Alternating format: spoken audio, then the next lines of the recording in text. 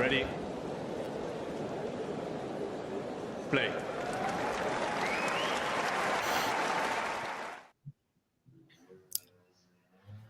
On the go, Mario. How you doing? Yeah, I'm doing fine. This has been a busy week for me, but I still watched quite a few matches from this tournament. How are you doing? Yes, I'm good. I'll obviously try and slow down my my broad Scottish Glaswegian accent as much as possible, so that yourself and anybody watching and listening can understand me. But please do just ask me to repeat something if I tend to speak fast when I get excited, and I'm hoping that this one will be an exciting match, which I'm sure it will be. So I might get overjoyed, over excited, over stimulated, shall we say. Yeah, I mean, these are two players who are doing very, very well recently, especially Struff, because this is not like a totally unexpected result, given that he was in the quarterfinals in Monte Carlo. So he's backed up his result, and he has even improved that result, even beating I'd say Tsitsipas. Beating him on clay, it's not an easy task at all. Even if I don't know, probably he is going to need, talking about Tsitsipas, a very good result in Rome, because he was in the final in Barcelona, but so far it hasn't been the perfect start of the clay season for him, given that it's probably, I'm not sure if I'm going to say the best part of the season for him, but of course one of those wings in which he's trying to build his ranking more. Yeah. No, I mean, it's been a fun week, fun 10 days really. And I get what you're saying, about Tsitsipas. Still, I think there's still some sort of like collateral damage in terms of the injury that he had in North America. And so I just I don't think Tsitsipas is fully there yet. And he's done well over the last couple of years. So Tsitsipas has certainly got a lot of points to defend. But it'll be an interesting Roland Garros for the Greek. But I'm as I said, really looking forward to this one tonight. I did manage to catch last night's match between Struff and Tsitsipas. I did have a feeling for Struff, got to be honest, beforehand. I just thought, I thought the German was playing well. Tsitsipas has maybe looked a little shaky in times at parts. And funnily enough, you would think, Tsitsipas, number 4 seed, Struff would probably have a harder match. But I think actually tonight will prove to be a harder match, because when Karatsev is playing the way he's playing at the moment, I hark back to 2 years ago. It's been some rise, some climb again. So I think this one might be too much for Struff. What do you think, Mario? First of all, I want to say that we were already used to see 96 draws in Indian Wells and Miami, but there have been a lot of talk about this 96 draw in Madrid. And I have to say that this semifinal, even if we can say that the player involved probably, and I mean not even probably, are their value, their quality is better than their ranking at the moment. But this semifinal is the demonstration that probably these players deserved to have this opportunity with a bigger draw. I mean, especially Karatsev, he is, I mean, this tournament probably 120, 110 in the rankings, something like that. 121, 121, he would have played some other tournament for sure, because I don't think he would have had some wild card, and and the cut would have been very high for him. But and this is the proof that these players, at least in this historical moment, even if we know that in this event some very top players were missing, Djokovic first of all, but also Rafa Nadal and another player who was doing very, very well this year is missing, which is Yannick Sinner. So probably there was a bit of a chance for these players to think a little bit of probably having some kind of deep run. And yeah, we are watching that people so far, even if it's only 4 votes. So I don't know if how we can, but three people have voted for Karatsev. What's your thoughts, Mario? Where are you leaning towards? I'm leaning towards Struff, I have to say. Okay. So we'll make this interesting in the sense that I'll lean towards Aslan Karatsev then. And don't worry, that wasn't me that just voted there to take it up to 80%. Yeah, I just think, Karatsev, he beat him the 25th of April, 10 days ago, in the final rounds of the qualifying, which in itself gives this match, I think, a little bit of an added edge, a little bit more intrigue. Because I was watching Struff after his Tsitsipas win. He was speaking to Greg Rosetsky on the Amazon Prime stream that I've got here in the UK, and he was saying that he's going to analyse the video from the first match, from the previous match 10 days ago, and he basically, in quote, he said, "And hopefully I can find the key." So him and his team have gone away. They've assessed the Karatsev match, but I like the Karatsev forehand, and also I think Karatsev stands differently on the return. He stands a little bit further in the second serve, and he likes that forehand, that the inside forehand into the Struff forehand, whereas most might try and play to the backhand. So I think just Karatsev will edge it, but I do think, Mario, I think me and you are going to be here for a couple of hours. I do think it could be a long one, and it's at least going to be 3 sets for me. About the length of the match, not super sure. Sorry. It's all right. No, I mean that. We've seen this match in the qualifying round. I don't know how much we can value this that result, because a lot of things happened in these past 10 days.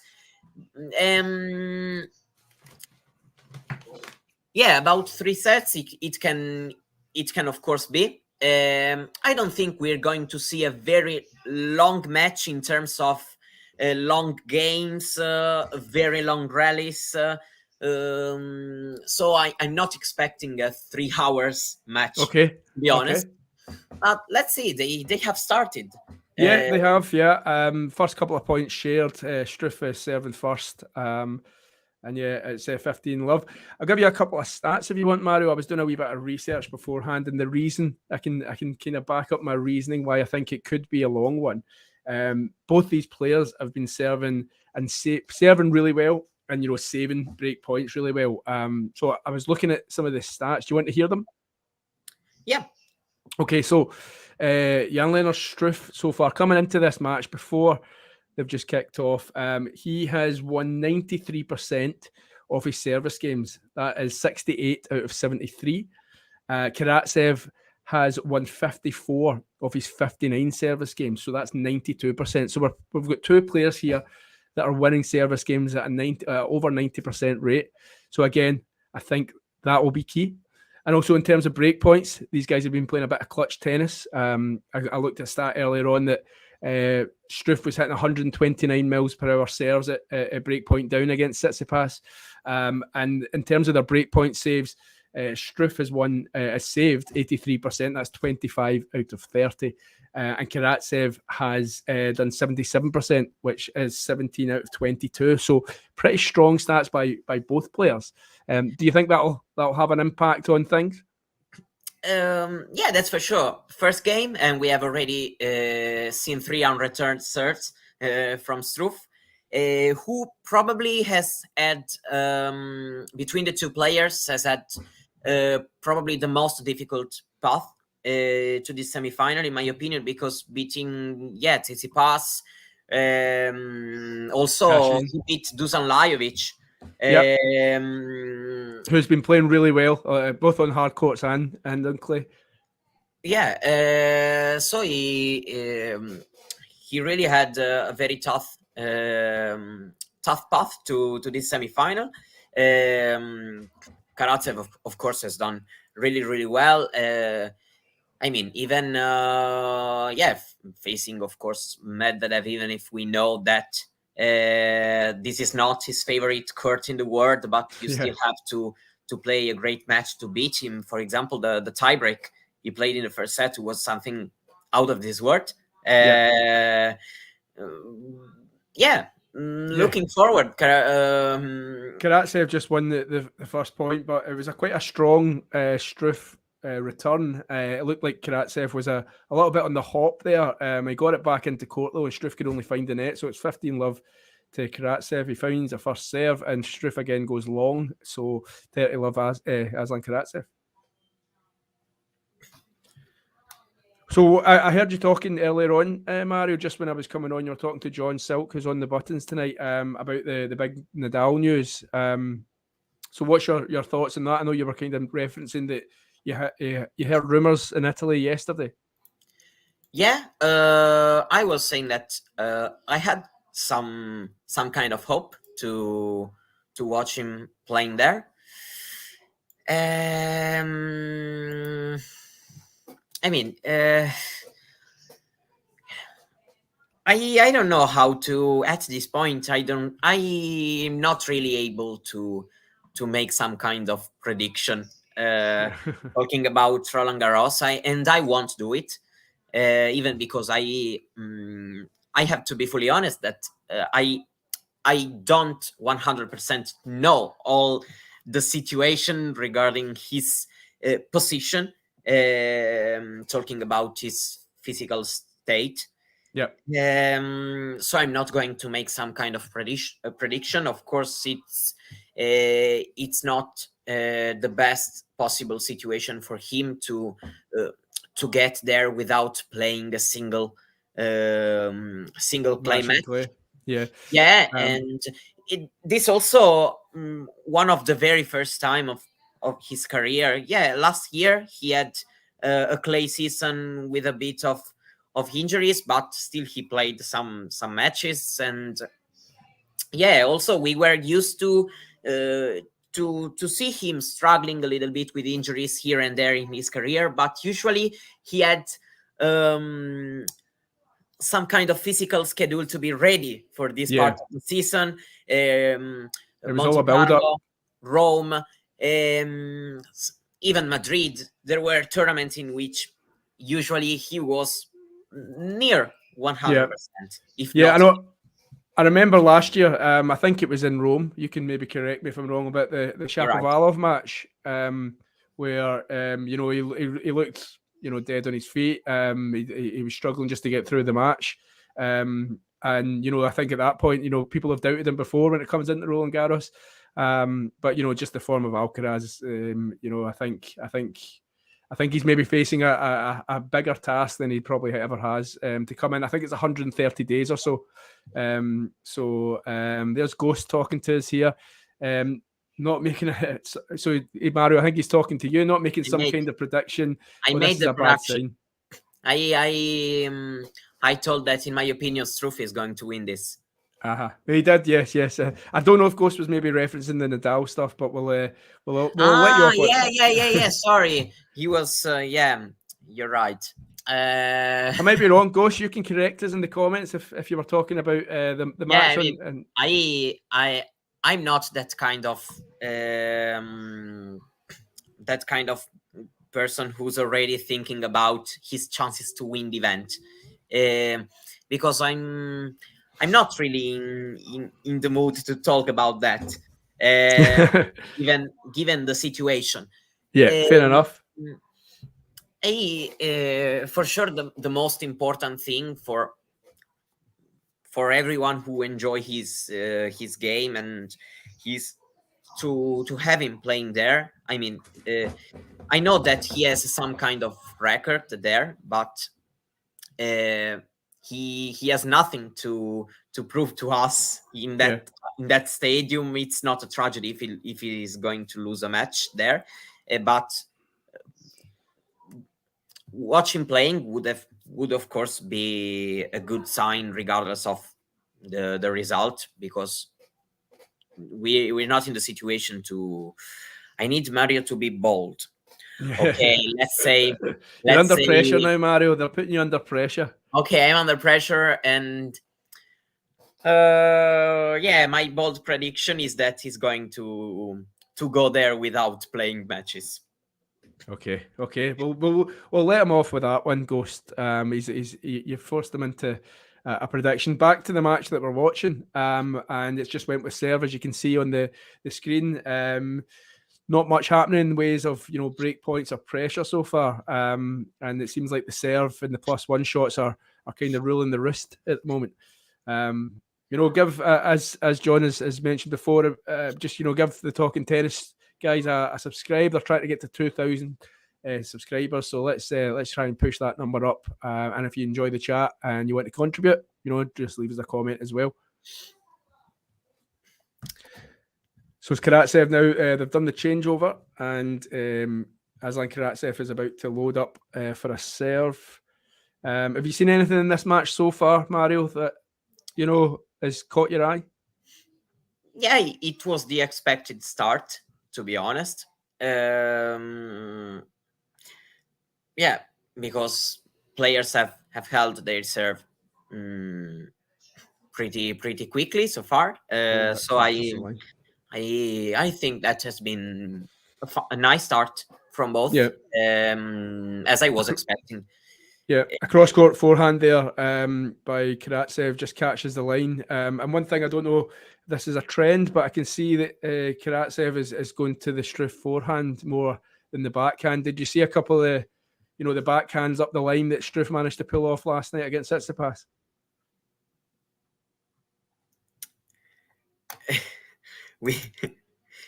You want me to make some impossible predictions, not bold. Yeah, I think he's teasing you now, Mario. I think he's teasing you. I'm just happy that he's laid off me and he's not coming for me. So, Struff hits a forehand. He's punching the air. I thought it caught the line as well. So apparently it did. So we're at 15-all. Maybe the first bit of pressure on a serve. There'll be some good rallies in this one, don't you think, Mario? Sometimes, but not many, in my opinion. I think that especially Struff is going to go for his shots, and he's of course super able to stay in the rally. But given how well Karatsev plays both his forehand and backhand, probably Struff is going to have sometimes the need to try to go for it. While we are 15-30 here. Yeah, a bit of pressure, and I can see also it's a second serve. I can see also that now Ghost has turned his attention to myself, Mario. So you've been let off the hook a little bit. To answer you, Ghost, no, I'm not a ginger, but it's definitely the lighting in here. But as a stereotypical Scotsman, I do have my wee bottle of Iron Brew here with me, which is very ginger. So maybe if I drink this, I might turn ginger. But no, I am not blonde. Definitely blonde. Strawberry blonde, as they call it. Struff, 2 break points here, Mario. You think he can make the breakthrough? Yeah. Karatsev is not playing a fantastic game. He had a couple of mistakes. Let's see. Can be very important given how well Struff serves and how this court can used by players with a serve like his one to make, I won't say of course impossible, but very very difficult to bounce back. Yeah, he saves the first one, and I'm pretty sure the last time they played, 10 days ago in the qualifiers, I'm relatively sure, I don't think Struff had a break point in the whole match. So he's already must be doing something different. And that maybe goes back to the fact that they've maybe had a look at that match, the team, and, thought of different ways to try and get in behind Karatsev as he serves. He tried to go down the tee. It doesn't look like it was in, so they're reloading for a second serve. Struff eyes focused.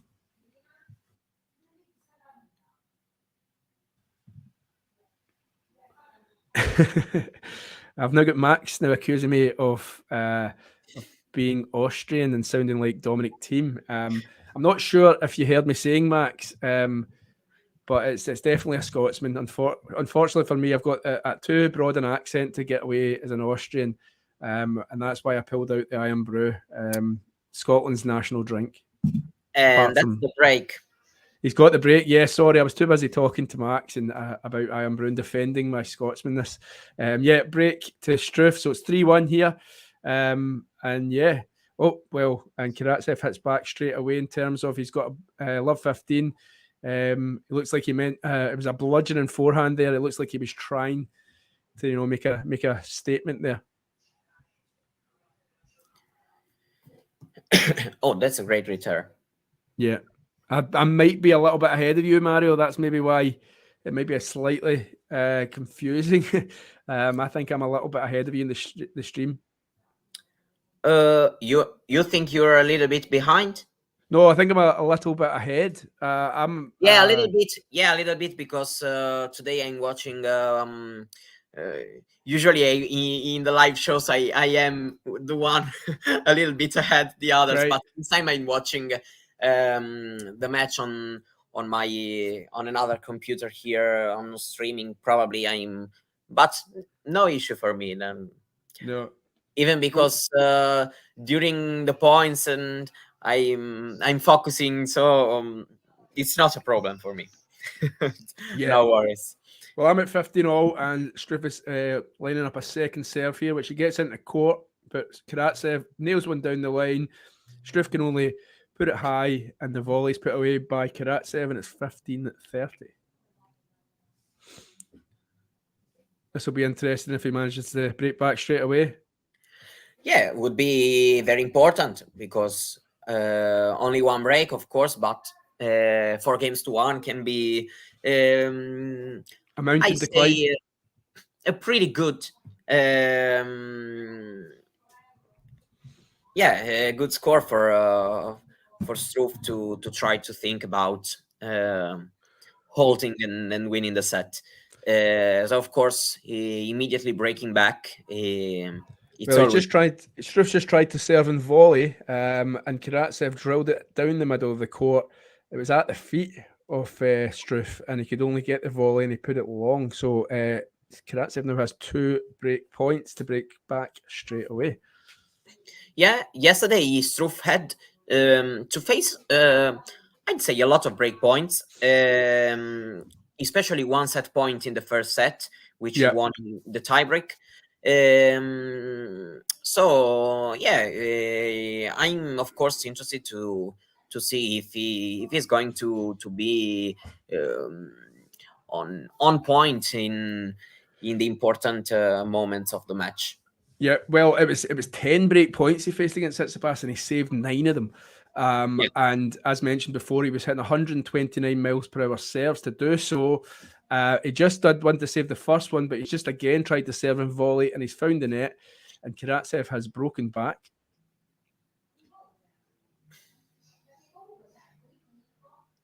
So we're back to 3-2. We're back on serve. Yeah. Yeah, we saw he was trying to shorten the rallies and um, to come forward to the net. Yeah, as for now, these tactics hasn't paid, even because Karatsev's quality on return is very very high. We saw this in other matches, especially the win against Medvedev. Yeah.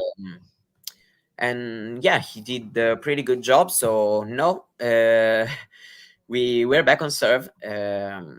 This first set is still uh, I think pretty high. Karatsev. I think Karatsev, and this is probably true for every player. So I'm probably saying the obvious, but Karatsev, particularly against the height of Struff, the conditions, the ball's coming down from a large height.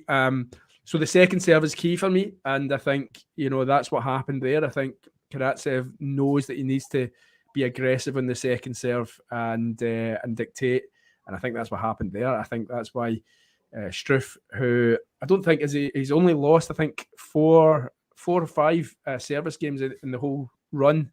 And so yeah, there's another one. They only lost one last night, of course, against Tsitsipas, and that was late in the second set. So again, very intriguing. Yeah, of course, and also we have to mention also the mental game. I'm expecting these players to feel a little bit of the tension because it's one of the biggest matches they played, and also the opportunity because, for example, Karatsev played a more important match in the Australian Open, the semi-final, but it I was was just about to ask. Yeah, you're right. yeah, but it was against Djokovic in his, I'd say, favorite tournament. Today feels a little bit different for both players. Of course, it feels like, I think, a very good chance to be in a Masters final, which is incredible. Yeah, Considering also both started playing this event in the qualis, also the not seeded players, so 6 wins in this 96 players draw to be in the final. So it's a very long road. yeah, yeah. Do you think the fact that Karatsev was in that Australian Open final now? I know it's over 2 years ago, but you're talking about the mental side of things. Do you think the fact that he's been on that stage, he's had that pressure? Okay, it didn't work out for him, but do you think that maybe give him a slightly an edge over Struff, who maybe hasn't had that kind of occasion before? To be honest, no. I have to say, I think that even if probably Struff hasn't really been here in this position in a so important tournament, I think that he has his experience to to feel, of course, the tension, the pressure of the moment, but I don't think that he's going to feel this even more and more than Karatsev, because he also played yesterday night here against Tsitsipas on a big occasion. I don't think that there's going to be a difference in terms of experience, and I don't think so. Yeah, because of course Struff's been there, in terms of like he's 33 now, so it's not like his first rodeo on tour. Do you know what I mean? So I'm sure he's prepared for that kind of thing. He's been around the block. Do you know what I mean? But yeah, there's a conversation now going on at the moment, Mario, and I can see it in the comments. Yeah. And I did hear that as well. Ghost raised the fact that the tennis podcast guys had compared Karatsev to Andre Agassi. Now, I heard Catherine Whitaker actually say that just before the match started in the build-up on Amazon Prime. Thoughts on that? Andre Agassi, Karatsev, thoughts on the link? I usually don't like to make comparisons, especially when we are touching some kind of names in the tennis history. If we are talking about especially the kind of qualities of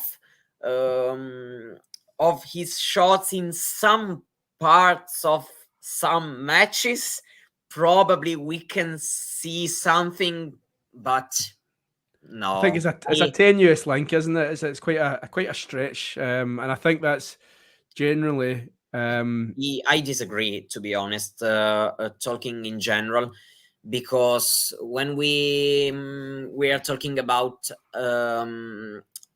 Agassi, I don't know. I really struggle to touch this name. Well, he's obviously an all-time great, isn't he? So it's as I say, it's quite a bold link and quite a bold comparison. As we 3 each in the match now. I know myself and Mario have been talking quite a bit, but it is talking tennis, and we're trying to talk tennis. So, but yeah, it's another Love 15 set up here on the Struff serve. Again, Karatsev. It was a slow start by Karatsev, let's be honest, but he seems to be finding his groove a little bit now as he returns. And Struff tries to go down the line with a backhand, the shot that bode him so well in the quarter final, and he finds the net, and it's love 30, more pressure. Yeah. Also, he is going to be very important to avoid a second straight break for him, because would be a huge confidence boost also for Karatsev. Well, it's momentum, isn't it? Tennis is always about momentum. You see it in games. That's why we love it, isn't it? It's like the scriptless drama of it all, and the fact that somebody can be absolutely in the ascendancy, winning all the points, not looking like losing, and with a switch or one small minor change in temperature or what, or somebody wins a point that they shouldn't have won, and the momentum shifts. But if Karatsev breaks here, the momentum's all with him, and he's got 3 break points as Struff goes long. And to me, Karatsev is dominating and dictating the play, and it looks like Struff has been left to try and defend, and he just can't find the answers at the moment. Yeah, I feel the heavy need to make you a question, because we know that we already have one finalist. Who's going to start the final as the pretty huge favorite. But talking about the kind of tennis they play and how they can stay in this situation of a great match, who do you think is going to have more chances in the final against Alcaraz on Sunday between these two players? Okay, good question. Yeah, I mean, just I suppose I'm in the moment right now in the way that Karatsev's hitting the ball. And in truth, Karatsev will probably be the one that can give him problems. But in truth, there's not many on the planet that can give Carlos Alcaraz problems at the moment in time. It's just a phenom.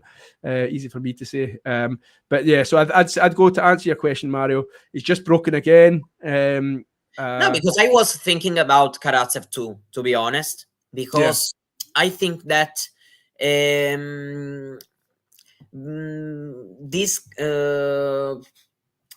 I think given the fact that Alcaraz, of course, returns really, really well, and I think that probably if you want to have some chances for him, is that you have to be able to create him some kind of issues in the rally, and probably between these two players, I think that Karatsev has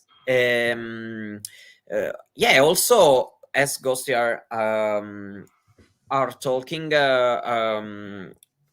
I think that Karatsev has the kind of tennis that if in some way Alcaraz is not in a perfect day and all these things, and at least he can create some issues It's a great point that Ghost makes, because it was actually, funnily enough, I was having this chat with a friend of mine the other day, and we were talking about the quality of Alcaraz and the fact that players are a lot faster these days on the ground than they've ever been.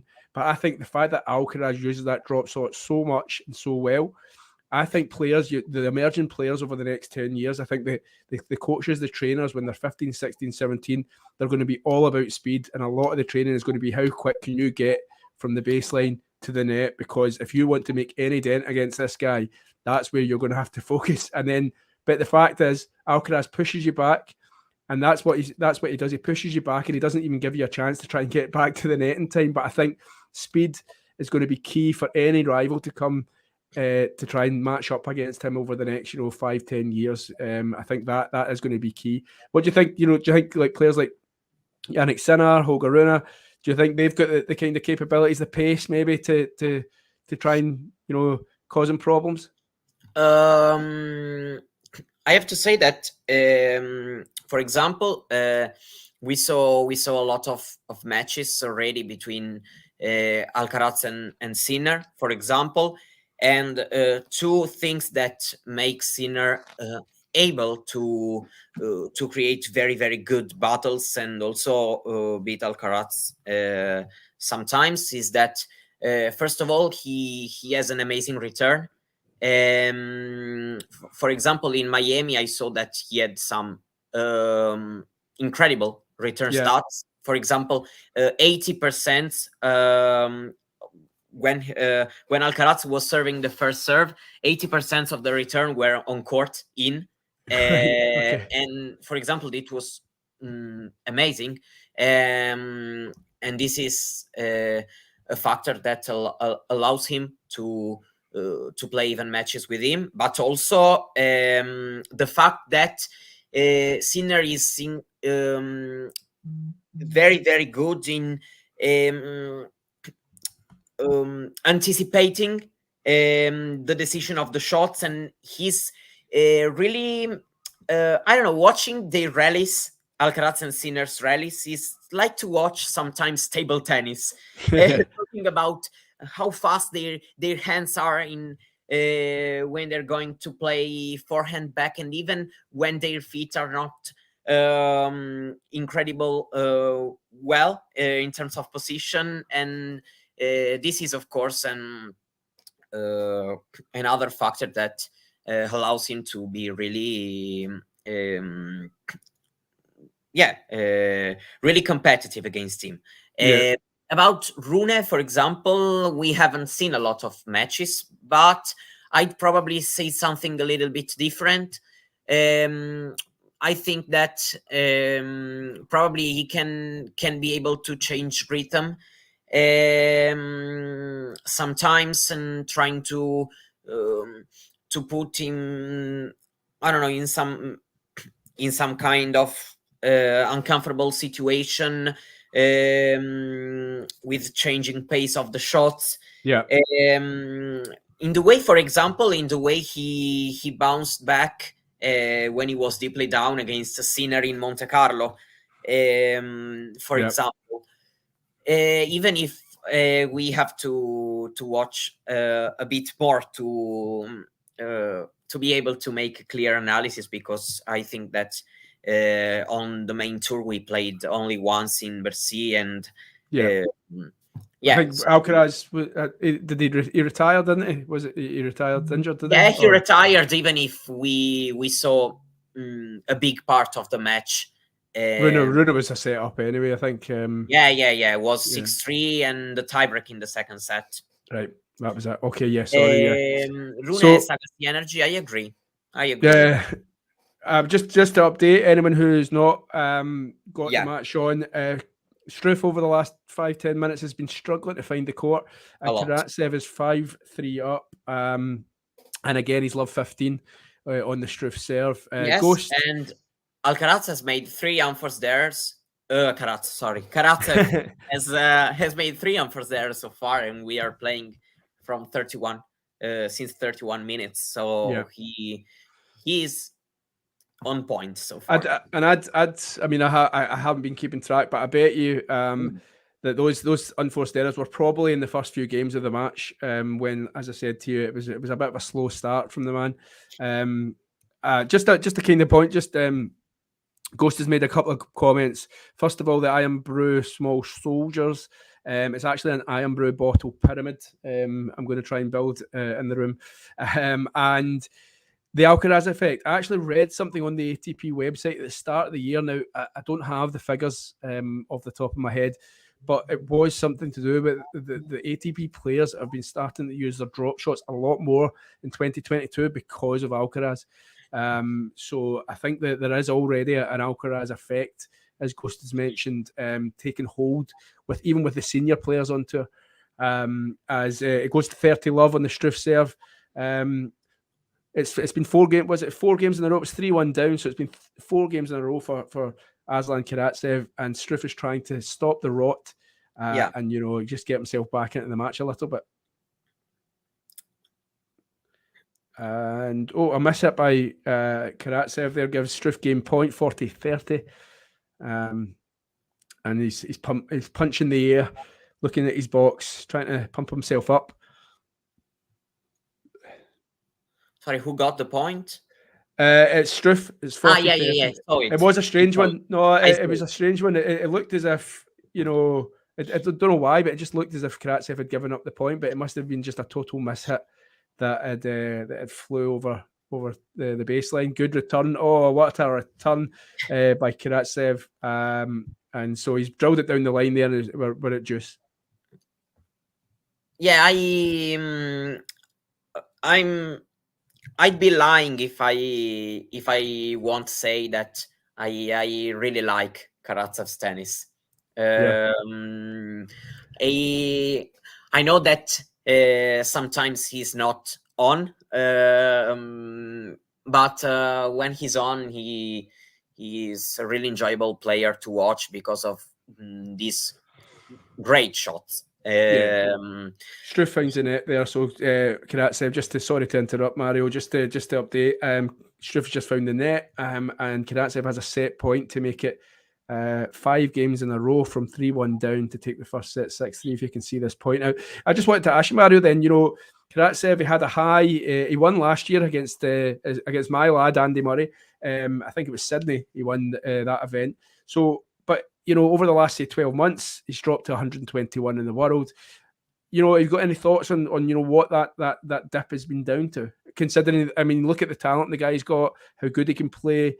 What do you put that down to? Sorry, I got the question, but the name, which player? Karatsev. It's just the fact that he had a high in 2021, and then 2022 he won at the start of the year. But over the last 12 months, he's not been anywhere to be seen. So I just wondered if you had any thoughts on, considering he is so good, he can play such great tennis. What do you put down the dip? Yeah, first of all, I'd point out some physical reason, because sometimes we don't know it, because it's not like a real kind of injury or something like that. But for example, I saw Karatsev doing a great clay court preparation in the weeks like Miami weeks and the week later, and that, of course, it's been important. I'd say crucial to make him in the condition to play this kind of tennis here. Where was that, Mario? Where was it? He was doing the clay court prep. He was at the Rafa Nadal Academy. Right. And I saw him working really, really, really well to get this kind of form. And probably in the recent past, this has not really been the case. Also, we know that he's not the most consistent player on the planet, even when he's in form. even when he had that peak, he had some very, very good weeks. For example, not only the Australian Open. This is out. This return, yeah. But also Dubai, and when he beat Djokovic in the Serbian Open. I also think that given that he had great results on hardcourt, probably his powerful tennis can pay a lot in on this surface. Yeah. By the way, it was a great shout there. By the way, I actually forgot about that one against Djokovic in Serbia. So thanks for reminding me. It was it was an incredible match. Yeah, I remember watching it. So Struff just for anyone watching, Struff has just managed to stave off those set points, and he's still just the game behind, but he's stopped the rot of losing 5 games in a row. I think 4 games in a row, was it? Yeah, 4 games in a row. So it's now Karatsev's with the ball in hand to try and serve it out for the first set. We've been playing 37 minutes of tennis, and it's been decent stuff. Yeah, it's been all Karatsev. Struff went through a wee dip there, struggling to find the court a little bit. We saw something good in this match so far. I can perceive the tension, but this is not a bad thing so far, in my opinion, because you also need to have that tension, that that fire in the players to bring out a good match. And just to mention, Mario, we've got Jane is saying hello to yourself, myself, and of course Ghost, who jumps in with his contributions as well. So his or hers, by the way. So I don't know why I stereotype there. Apologies. And Struff not serving so well. Also, I think that we have to give some credit also to Karatsev, because he's been able so far to take a very, very high level on return, and this somehow you have it in your mind when you're going to serve. Probably you think a little more. And of course, it becomes really difficult. This is a fantastic backhand. Probably you see it. You saw it. Amazing. Just to mention, Karatsev did the old 1-2, good serve, and then a strong winner there, 15 love, and he's 3 points from the first set. First serve here. Oh, he's went well wide with that first serve.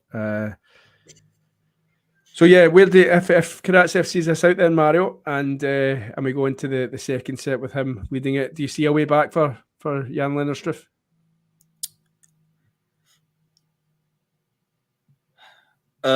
Sorry, I was watching the rally. Where you talking? Sorry, I talk too much. Sorry, Mario. No, because this is a crucial game, so I was a little bit focused on the reason why we're here. So you've got no reason. No. Just tell me to shut up when you just say, "Look, I'm watching the tennis." Wished, as we say in Scotland, wished. I don't know what the Italian word for keep it down is, but yeah, wished. I got it. It's 15-all now. Struff's managed to get a point on the serve, but he's went long with the next one. It's 30-15 after a body serve by Aslan Karatsev.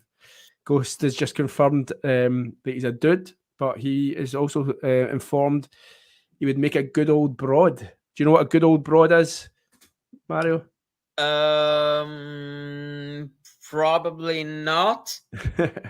I let Ghost describe what a good old broad is, for fear of ending my talking tennis career early. No. I got it now. You got it. Good man. I've read the comment and I got it. Yeah.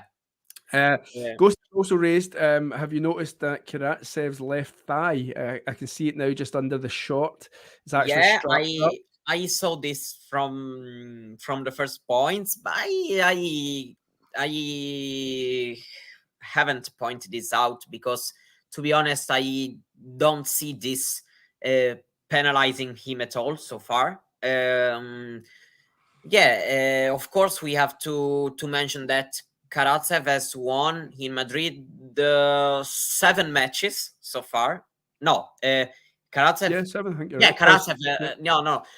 He's Struff the lucky losers. Yeah, so Karatsev won 7 matches, and I mean, and Karatsev has just taken the first set at 6-4 as we go into the second set. And I mean, I'll be honest, I haven't noticed him with the strapping on before in any of his matches beforehand. I don't know if you have, but you know, these guys are pretty prime athletes, aren't they? So he doesn't look like it's going to be impacting him. You know, ask me again if it goes into deep into a third set and he's not hitting the ball the same way as he was in the first. But yeah, overall thoughts on the first set, Mario? Karatsev played really well. To be honest, he had a bit of a slow start. He got broken, but overall he played a really, really good match so far, trying to put pressure on Struff, and this is paying. Struff has 7 winners, of which 6 aces. So he has only 1 winner from his other shots. Of course, he's not playing like he did yesterday or in the other matches, but Karatsev put a lot of pressure on him. We could have a similar, just the first set in the qualifier was 6-4 Karatsev. So we mentioned that Struff hadn't had a break point in the first game, in the first match against Karatsev in the qualifiers, and they managed to get one and get a break in this match. But it seems to be going the same way, and maybe Struff's got to try and rethink what he can do. I noticed that in terms of the service stats, just looking at the ATP website at the moment, and the service is 76%. That can't be. Oh, that's return stats. Sorry. Yeah, I have to admit. Okay, let's go. No, I was just going to say, that the first service in actually seemed to be quite a bit down. Actually, 67% for for Struff, sorry, and 50% of Karatsev's serves getting in. And when they do get them in, Struff's winning 64% and Karatsev's winning 83%. So I think that's the tail of the tape, isn't it? Yeah, but the key in my opinion is that Karatsev has a pretty low first serve percentage, but it's not an issue because he has 67% with the second serve. So it hasn't been an issue so far. While 76% for Karatsev with the second serve, and according to the stats I saw from Tennis TV, and Struff has only 36%. So of course, every time he has to play the second serve, it's an issue. Look there, what happened? Incredible! Wow. Yeah, the return was amazing. Where would you rank Karatsev in terms of? And that's why I think that coming back to the question, we were talking about Alcaraz. Yeah, that's why I think that's in some way he probably can make a more fun final in terms of the matchup, even though he's going to be, of course, the big underdog. But he has this these moments during the matches in which he finds something special. So a couple of discussion points, and just on the back of what you've said there, Mario. In terms of Karatsev, let's start with him. In terms of as a returner in the men's game, and we've had great returners of serve over the years. Andy Murray, Djokovic, one of the greatest ever. Yeah. Where would you put Karatsev currently on this form? Let's just say on this form, if he could do it week in, week out, where would you put Aslan Karatsev in terms of up there with the game's best returners?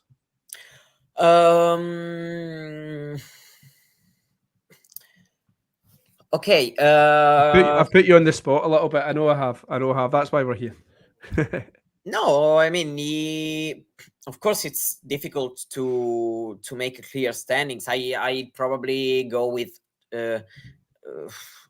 given what I'm assuming that Karatsev is in a quite good form. I think that he can be ranked top even 17, 20 in this particular part of the game.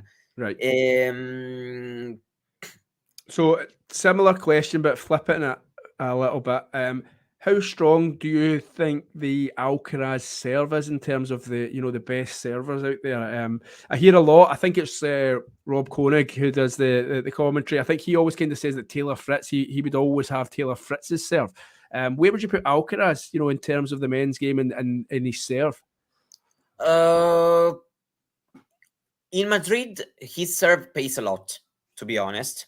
And his ranking position go higher, in my opinion, on this court. Talking generally, he has a very good serve.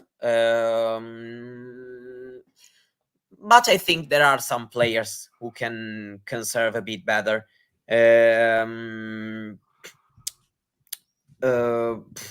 Than him in some moments. Probably he can. He has. I think that his second serve is really, really good. Probably he can do a little more with the first serve.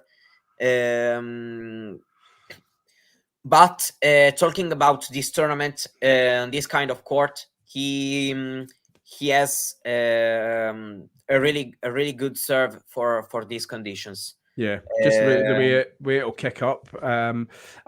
Ghost, to answer Ghost your question, I think what Koenig says is the fact that it's just the rhythm, the structure of the serve, shall we say, the placement, and the consistency and the power. He just I remember watching a match one time, and I'll be honest, I was like, oh really, that's quite interesting. He basically just said, give me a serve, one of the best servers on tour.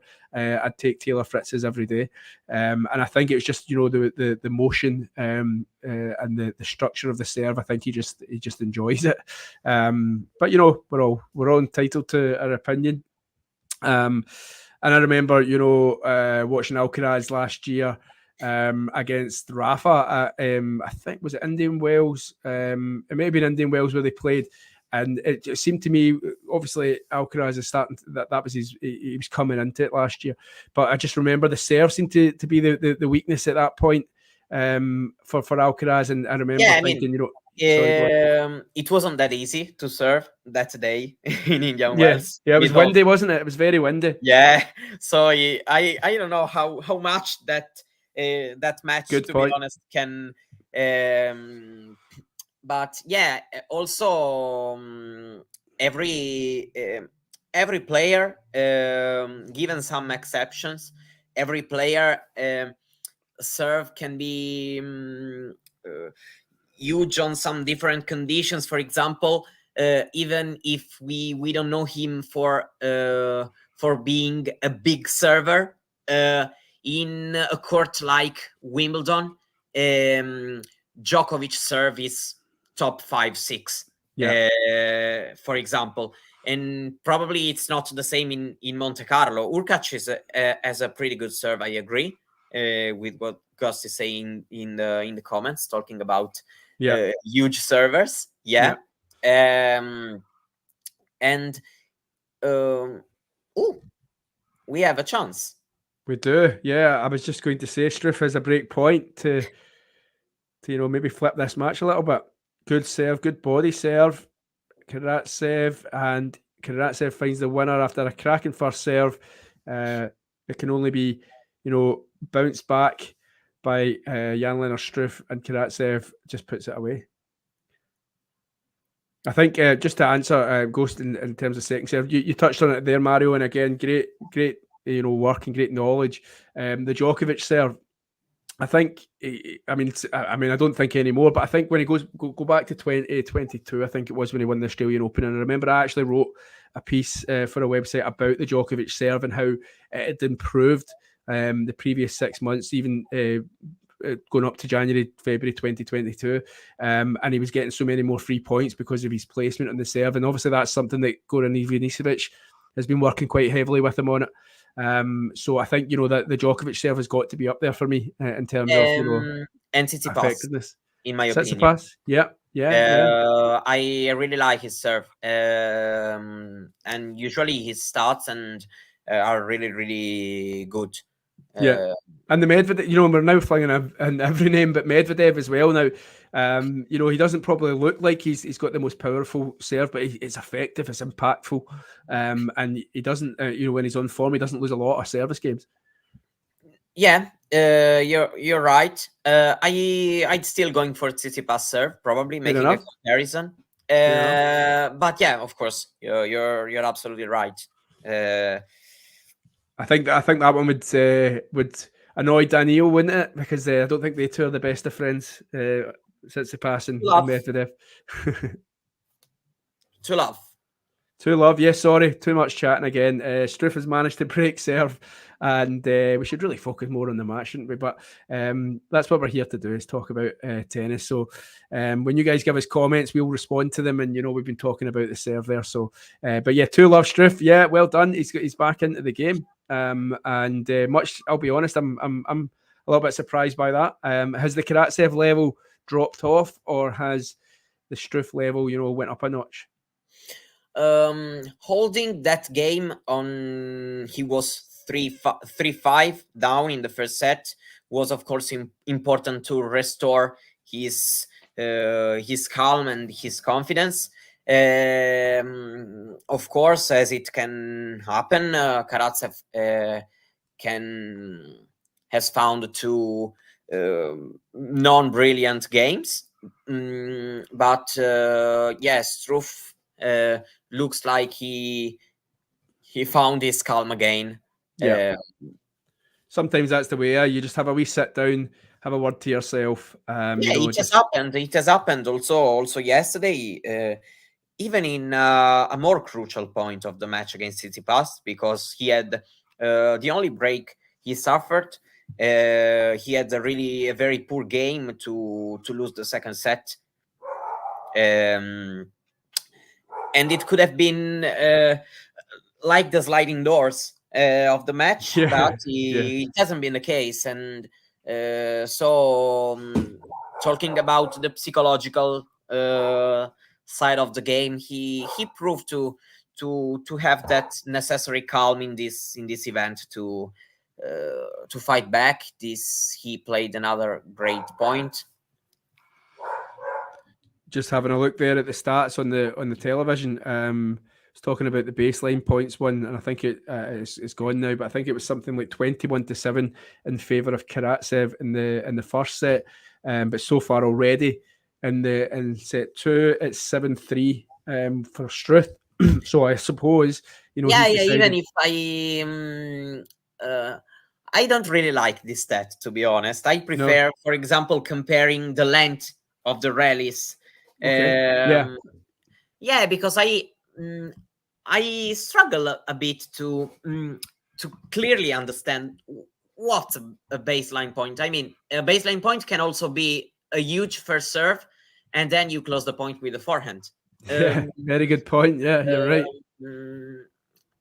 In my opinion, that's why I don't like so much this stat. But Well, okay. Well, why don't I give you the stats that you're looking for then? Just having a look here. So overall in the match, Karatsev has won 38 points to Struff's 37. But in rallies of 0 to 4 shots, Struff has won the most, 33 to 28. In rallies of 5 to 8 shots, they're both on 3 each. They're both won 3 points each. And in rallies 9 shots over, who do you think's got the most?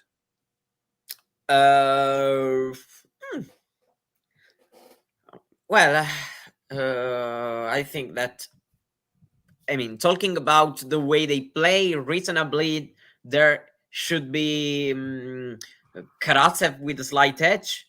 Yeah, well, not a slight edge, but you're right. 9 shots over, they've played 8 points, and Karatsev has won 7 of them compared to just 1 from Struff. So that actually backs up your point in terms of, you know, he might have won more baseline points so far in this set, but in terms of the match, whenever they go longer, Karatsev is the likely winner of each point. Are you seeing a robot dog?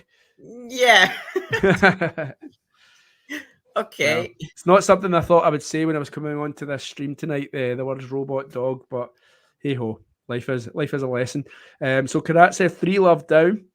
Of course, he was 3-1 down in the first set, managed to pull it back and take the first one. So he's back. He's trying to win it from behind again as he makes a first serve. No, he doesn't. Mohamed Lalani saying it was wide. Second serve down the tee. Struff gets it back over the net just. Karatsev backhand cross court.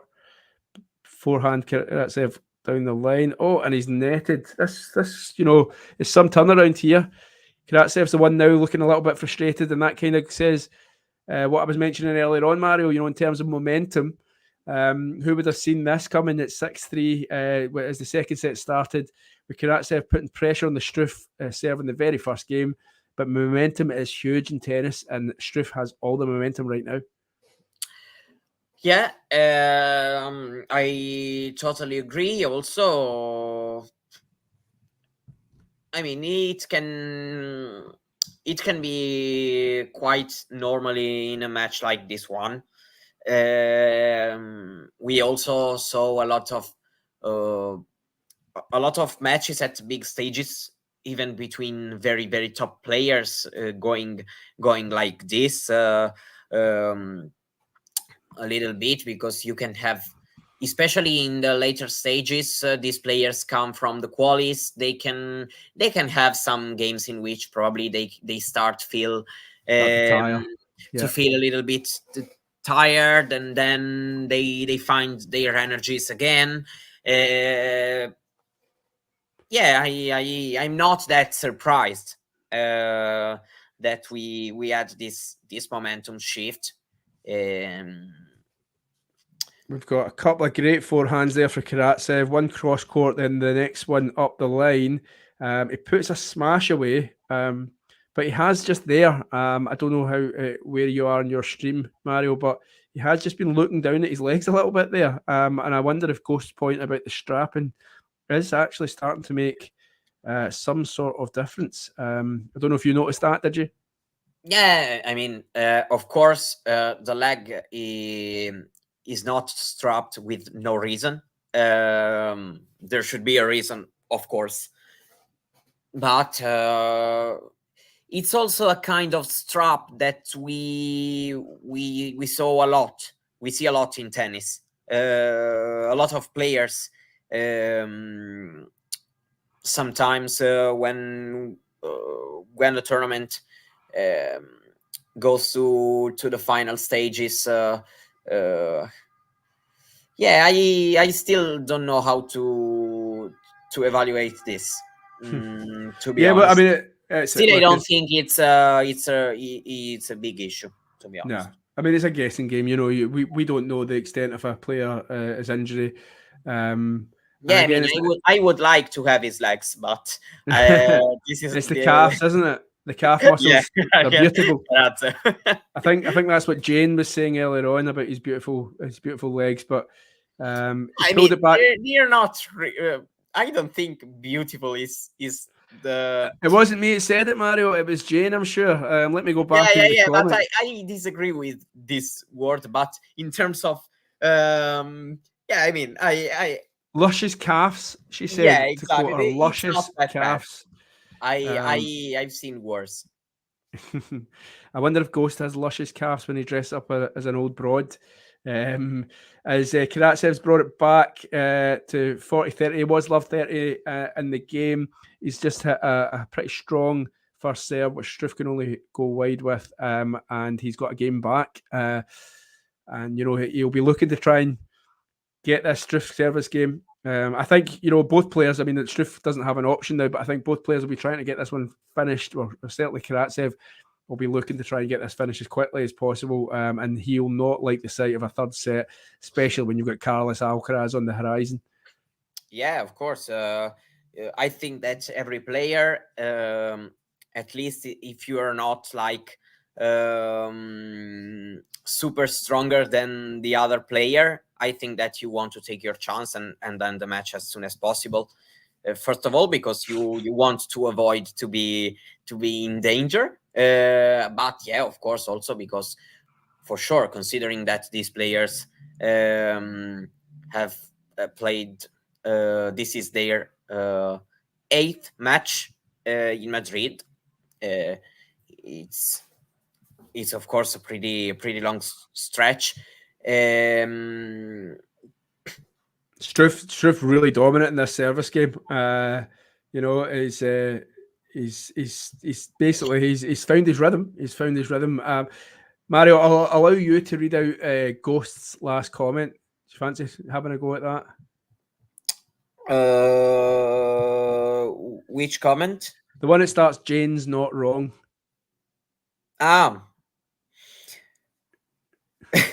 If you want, I can do it. Okay. Let's see it. For me, it's okay. Jay, so Ghost on the conversation of Aslan Karatsev. Yeah, I can. Sorry. I can do this. You go for it. Yeah, you go for it. I can do this thing. So yeah. Okay. So Jane's not wrong. Karatsev's calves need to be drizzled in gravy and served with asparagus and home fries. Asparagus. At least he's going for a superfood with Karatsev's calves. So yeah, well done. Do you know what? I'm left speechless, Ghost. Very good. What are home fries, by the way? Are they fries? I don't know if I'm missing this. Are home fries like chips, as we say in the UK, that you make yourself at home? I'm not really sure. Do you know what he means by home fries, Mario? You have to repeat because I was watching the rally. Sorry. I'm saying Ghost was talking about the Karatsev calves. He's talking about home fries or thicker chips. He's answered it, thicker chips. Okay. Yeah. Okay. Nice one. Well, Ghost, each to their own. So Struff, by the way, we got off on a tangent about Karatsev's calves and what you would drizzle them in. But so Struff has made it 4-1. And it's looking like he's going to take us into a decider. He's playing some good tennis, probably his best tennis of the match.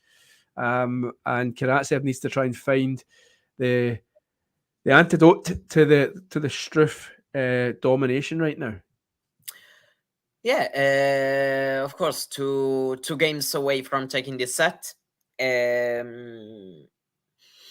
I'd say that his difficult moment is totally gone. He has the momentum right now. He's playing well. He's doing also some kind of serve and volley sometimes, which is now paying.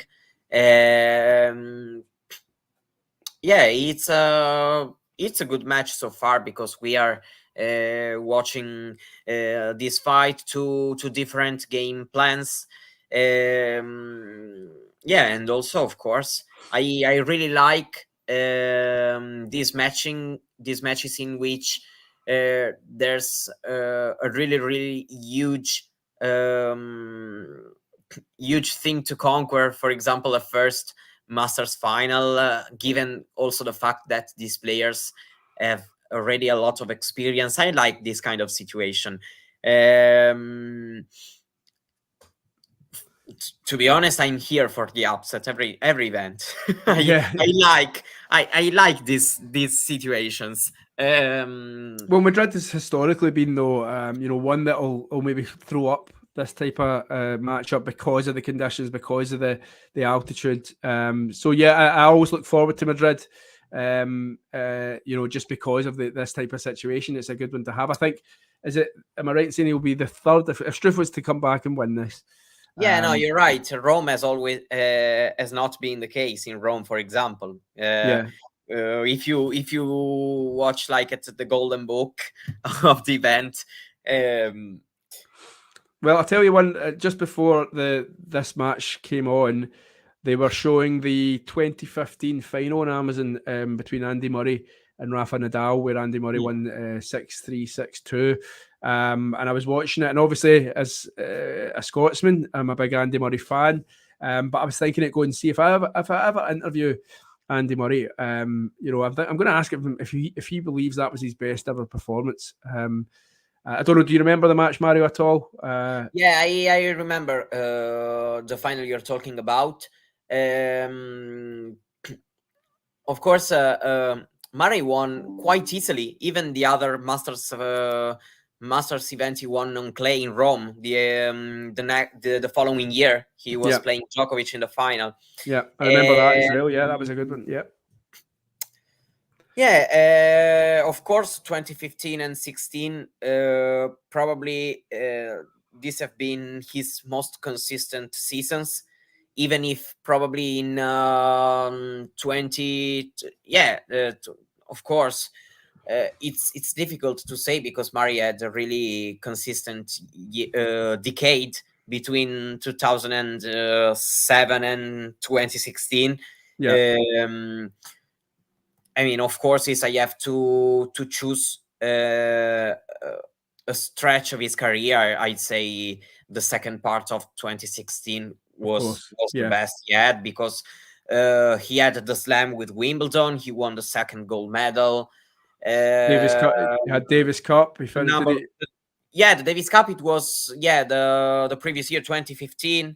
He got to number one. I lost the stream. I don't know why. That's okay. I can talk us through it. So Karatsev is at 40-30. Karatsev serving, still 1-4 down. He's just clipped the net with his first serve. But yeah, no, like you say, in terms of Andy Murray. Do you know what was funny when I was watching that the watch back, the replay of that one is Karatsev. I have the. Oh, have you got the buffering, the buffering of death symbol? Well, just to mention, then Karatsev's made it 2-4. One with a winner, wrong-footed Struff, forehand winner. But to go back to the Andy Murray, I was watching. It was 2015, so it's in the halcyon days, the middle of even the commentators were calling them the Big Four, whereas of course we then kind of progressed to Big Three, and now we've probably got Big Two. The Roland Garros final, it's not a result to underestimate for him, of course. Yeah. And then just I was thinking in 2015, and obviously it's 8 years ago, and I was thinking Carlos Alcaraz would have been 12 years old watching this. And is that not just an amazing thing to think? Yeah, no, you're right. Even if sometimes I'm not really used to make this kind of thoughts, but you're probably I have to I don't know to go forward a little bit with my life to start thinking about that. Here, don't worry, it'll not be the first time that somebody's called me an old man, Mario. That as I say, like I'm 38, believe it or not. These days are still still fresh. I'm 1 month older than Yannick Sinner, so right, okay. So a young man with life ahead of you. As we look at it, Struff's got 40 love again. Second service game in a row that he's been pretty dominant on. He's definitely in the groove, as we say. Good first serve. Karatsev pretty much looks like he's given up. He's put it high. I have it now. and Struff sees it out. He's one game away, and we are hurtling towards a third set here. That was quite bludgeoning service and bludgeoning forehands and by the German. Yeah. Thank you, Max. I'm taking that. Max thought I was 25 years old. I will take that. A lot of moisturizer. That's the secret. Yeah, not at all. But no, I'll take that, Max. That's the biggest compliment I've had today. So, as we sit down, stop talking about age and nonsense and Aslan Karatsev's calves. So yeah, third set.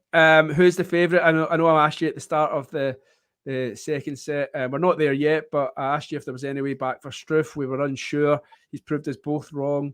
If this does go as likely into a third set, which way do you see this going, Mario?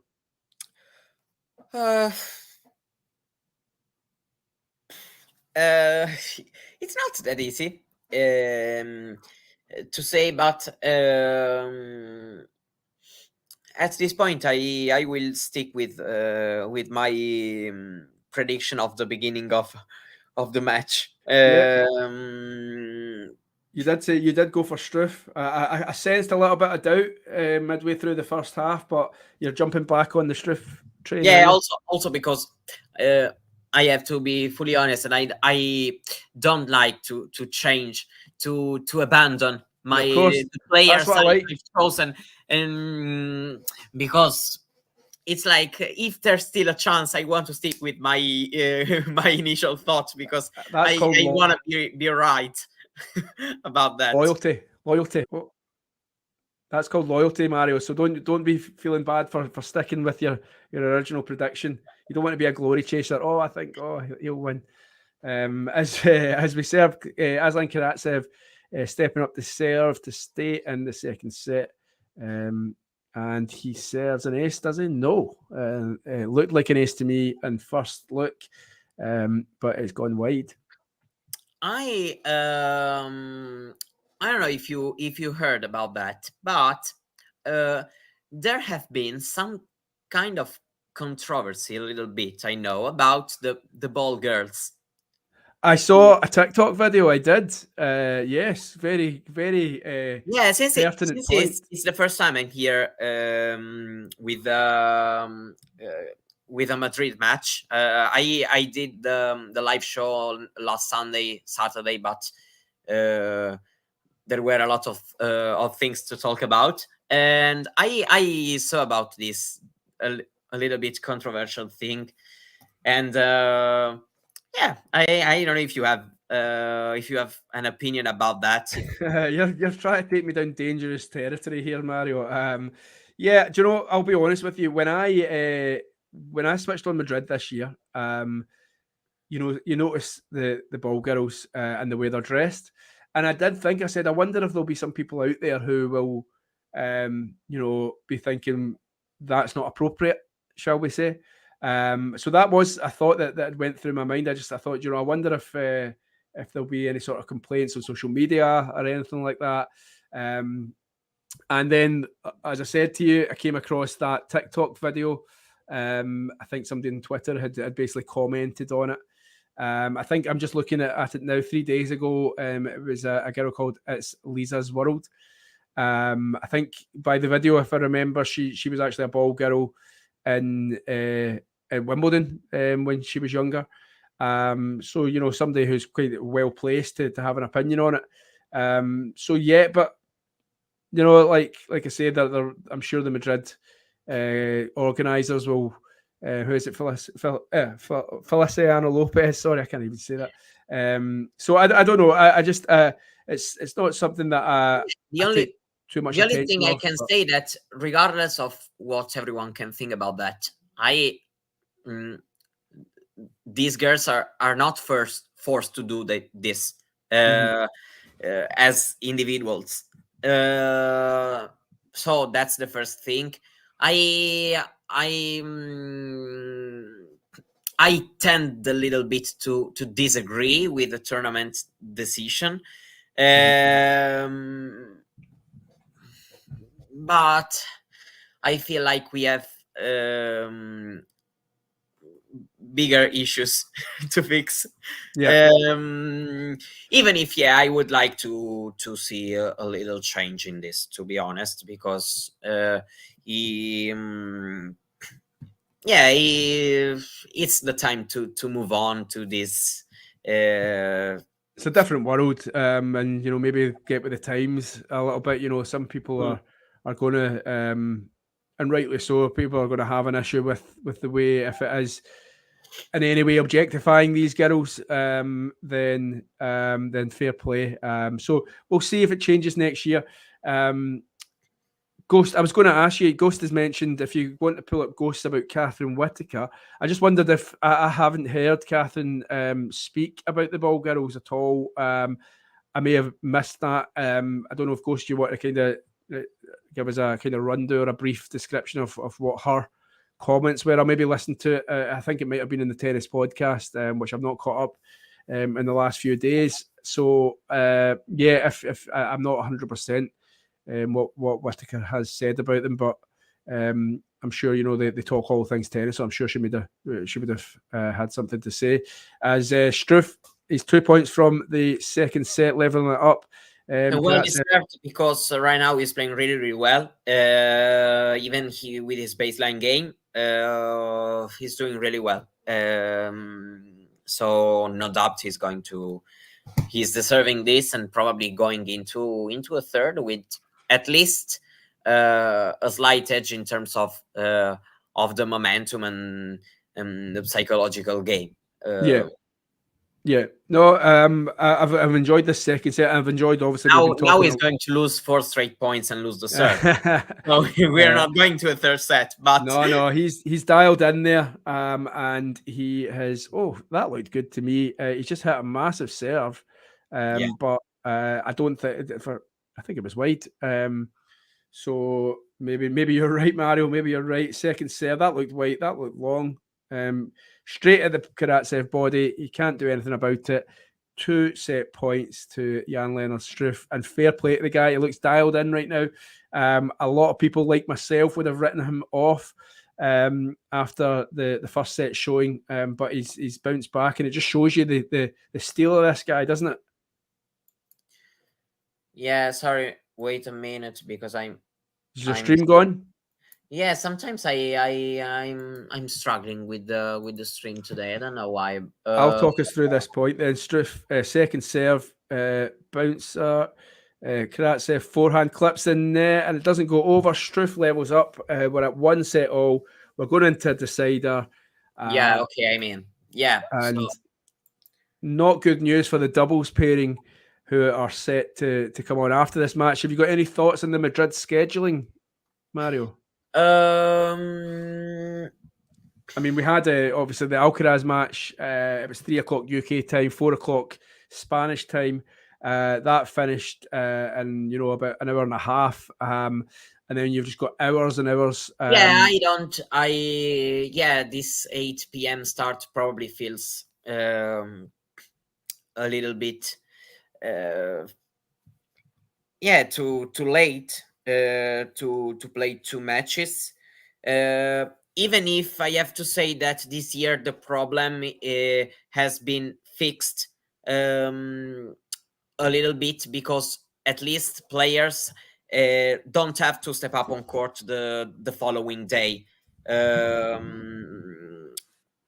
And even if they have to do it, they don't play the night session, because there are other players who can play it. For example, I mean, last year we saw the issue with Zverev, the semifinal, and the semifinal was played on Saturday, and on Sunday it was the final.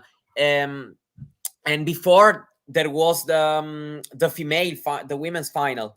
And this year we have no issues, because this match is going to end.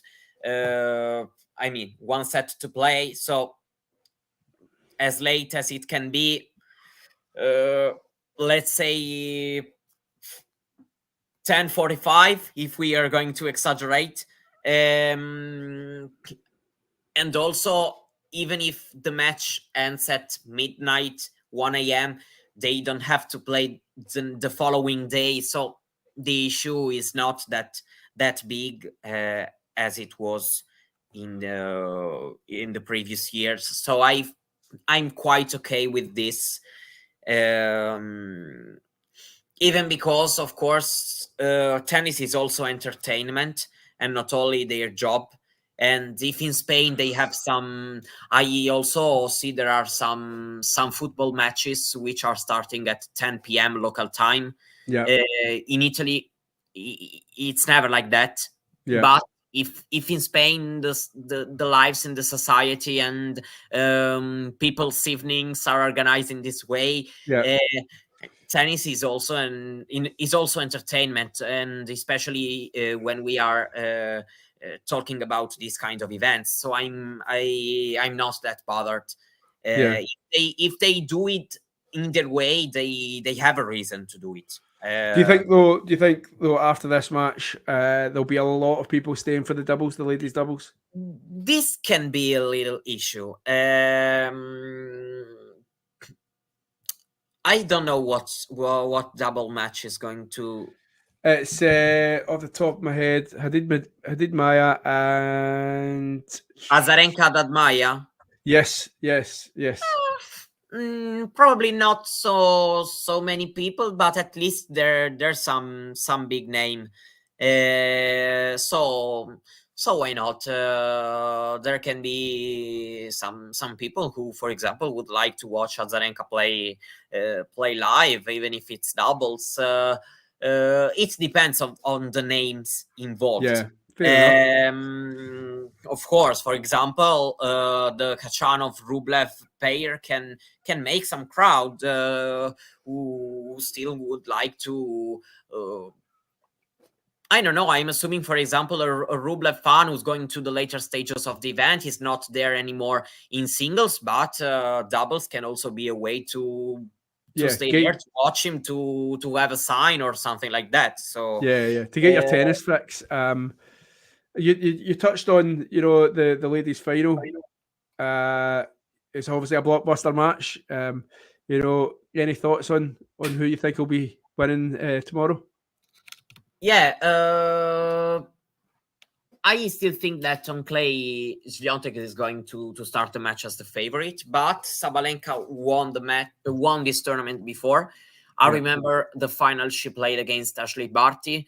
2 years ago. Yeah, a lot of people probably would have said that probably on clay, given Ashley Barty variety and all these things, probably Sabalenka would have been the huge underdog. Instead, she played a great match. I still think that she's going to play amazing also on clay, because when you have that kind of tennis, sometimes it doesn't depend a lot on the surface. When you have the Sabalenka's game style, but the Stuttgart final, even if it was 4-3, the score, it's been a really tight 2-set match. Almost 2 hours, the length of the match.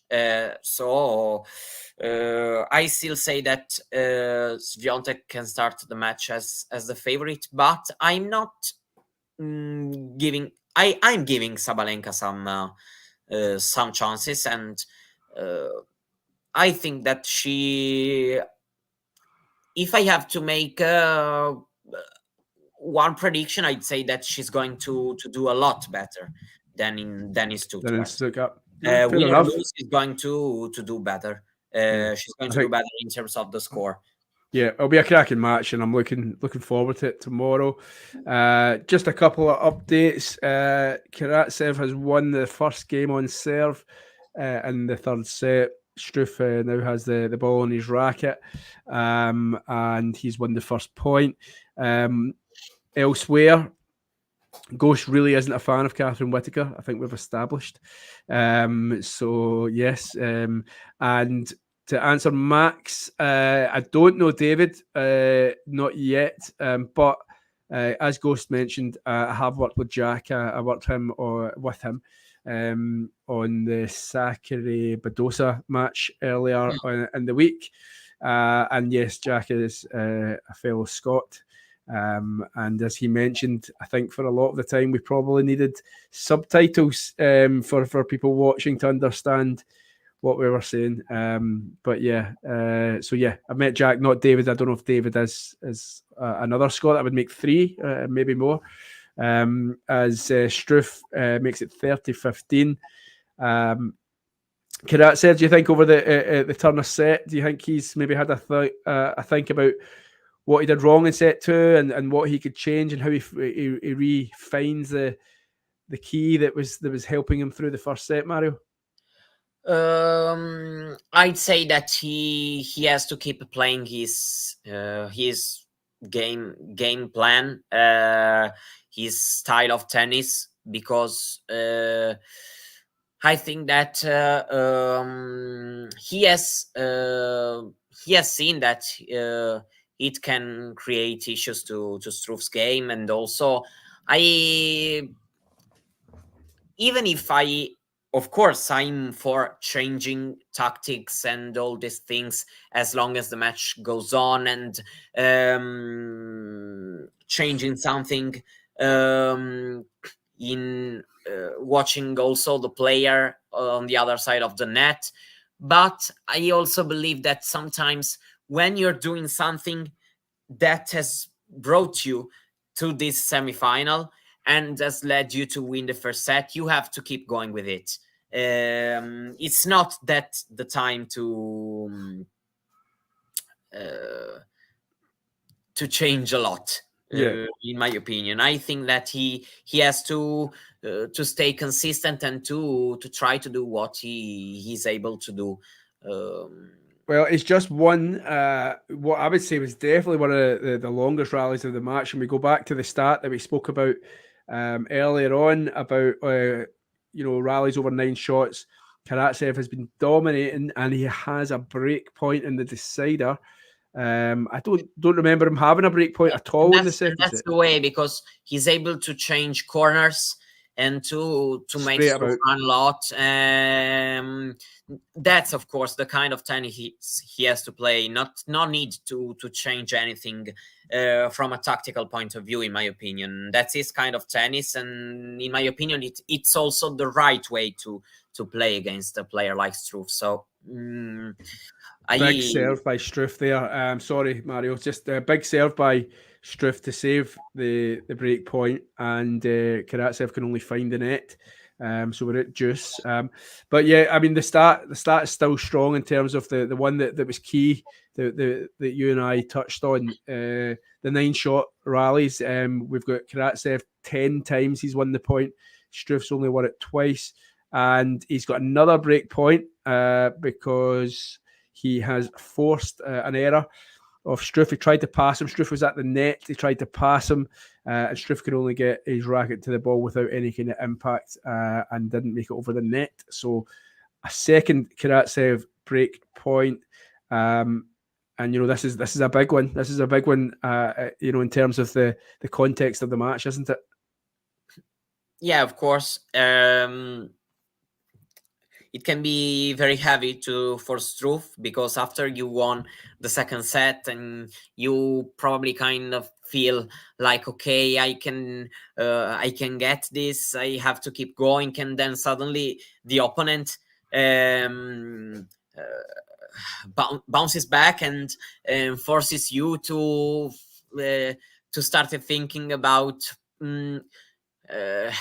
it's not that comfortable anymore. Well, Struff saved it. Struff saved the second break point, and again he punches the air. It was a second serve actually down the tee. I think he took Karatsev by surprise. Karatsev 174. If I saw well the speed.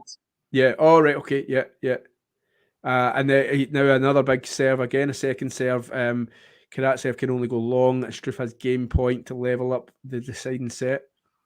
I heard earlier in the week this tournament that Madrid has had the most deciding set tiebreaks for a very long time. I mean, I wish I had the stat before bringing it up, but it was something like, something crazy, like 11 times in the matches that it's a match has been decided by a deciding set tiebreak. Does that shock you?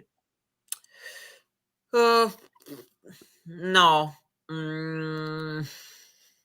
Sometimes it's also a matter. I mean, a stat needs to be repeated to have some kind of value. Of course, the Madrid courts can make the serve more important than other kind of clay courts, but I haven't paid that much of attention, to be honest. Of course, there have been a lot of tight matches, and tie breaks are a consequence of the good level of the field, and the fact that, to be honest, it's also a matter of consistency, because to reach a tiebreak, you have to take quite a consistent level throughout the entire set. For example, we saw in this match that both players have been able to create some edge when the other player has dropped his level a little bit. So it's a lot of combination of factors. But it's an interesting data, and of course, let's see if we're going to have the same in Rome, for example. I mean, so we could be heading that exact way in this. It's 1-1. I think we had the longest rally in the last game, and I think it was maybe one of the longest games. It was 7+ minutes, as Karatsev now serving at 1-1. And Struff goes long to give Karatsev the first point of the third game of the third set. Yeah, the match is, as I was expecting, is quite fast in terms of. You did say that right at the start, didn't you? Yeah, 1 hour and 33, and we have already played 2 games in the deciding set, so we are going with a nice speed. Not a Rafa speed. No. Rafa, Sharapova was another one. Yeah. Murray. Yeah. Good point. I'll take it. That's all tactics, so that's all tactics from this game. It's not that I don't like it. To be honest, it's different. I'm just a tennis enjoyer, so I just like what the players are able to bring out. If it's a marathon today, they played Ugo Humbert and Taro Daniel. They 4 hours. 1 hour and 13 minutes. Yeah. And would you would have sat through every ball, wouldn't you? Yeah, and which was giving me some Madrid to 2009 final throwback, over 4 hours for the 3-set match. Yeah. I mean, it's a sport without clear rules in this kind of thing. So you have to just enjoy what the players are able to bring out. For example, tonight I'm enjoying the match. I feel that we're watching a good semifinal with two very, very good players who are bringing out what they're able to produce. And I'm actually really glad it went into a third set. Yeah, they're giving us a good match. Yeah. But it's like you say, the tennis, the way the makeup of it, and you touched on it there. You could be, I don't know, 1 set up, and then you're 4-5 on 5-4 on the opponent's serve, and you're 2 points away from winning the match. Then they end up winning the set, and you're out there for another 2 hours. Do you know what I mean? So it's crazy, but it's a good crazy. Who have we got here? Ghost. I like this. I'm just well, I noticed you did say you were a tennis enjoyer, and you're talking tennis. I would wear that, Mario. I would wear that. I'm just a tennis enjoyer, but as long as it had your face on it, I'd wear that t-shirt.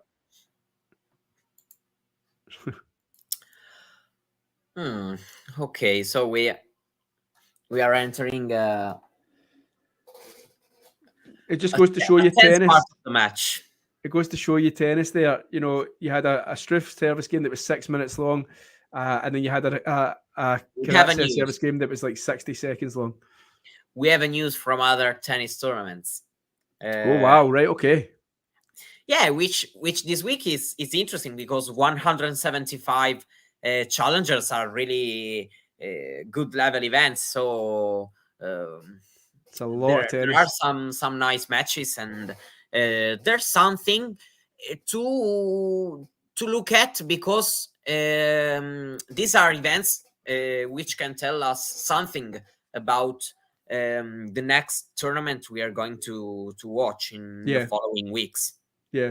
Well, of course, Andy Murray's playing. So I was watching a couple of his games. Yeah, this week. He's in the semi-finals. Yeah. It's not that bad. It's not that bad. I think that's what he needs, though, just to try and get some kind of wins under his belt, because he's been so much stop-start, first round, second round, you know. So I think I agree with his motive behind, you know, going to the Challenging Tour and trying to get some form on clay. As we look at Struff 30 love up in his service game, much more comfortable service game so far than in the previous one where Karatsev had 2 break points. Well saved again, clutch serving by the German. As he hits the net just when I've said that, but you know, he's 40 love up, he doesn't care.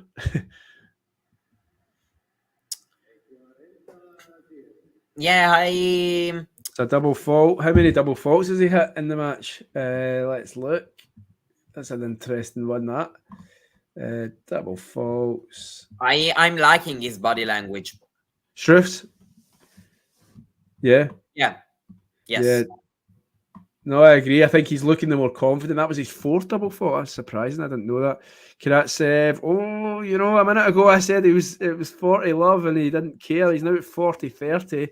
And that's when, you know, they start to get the doubts. Mean, when you're serving the second serve at 179, you can miss it.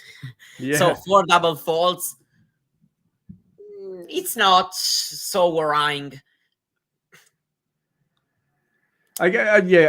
There's a lot of players out there that, you know, just go for it in their second serve and go, you know, like, let's just hit this. Zverev's a famous player who just loves to hit a bullet as a second serve, and often it doesn't come off for him. I remember. Even if with Zverev, sometimes I had the feeling that it was also due to some kind of insecurity. While this time, I think that it's his way to serve. He doesn't want to. I mean, also with Karatsev's return, he doesn't want to give him the chance. Give him a lot of chances to. Well, it's 40. It's just now, like he's brought it back. Yeah. But there you go. I talked about clutch serving. He's just hit a 214 kilometer per hour first serve down the tee to give himself advantage. So yeah, that's what I talked about a minute ago. He seems to pull out these massive serves against when he's up against it or when he's feeling the pressure. So fair play to the big John. Yeah. On the second serve now, and this will show you again how big he hits this. Quite big, gets it into the court. Rally starting, forehand to forehand, looping topspin, and Struff nearly puts it away. He's scrambling. It's back in the court from Karatsev, a smash, and it's out. It's a game, Struff, 2-0. Yeah. It's getting tense out there. I think both players are now starting to think again. It's maybe easy at the start of the match when you can think, right, I just need to get myself into the match. But as the finish line, it gets into the business end, then you start to think, oh, I've never been in this position before. Imagine the final on Sunday. And that's when the fear comes. It starts setting in, doesn't it? Of course. I think that both players now want to go to stay here till the Sunday, of course. And when you are 2-2 in the deciding set, so important match for both players. First Masters final on the line. You gotta love this moment, even if sometimes I always sometimes I tend to think like the player is going to be defeated. A lot of time after the match, I think like the player who's been just beaten.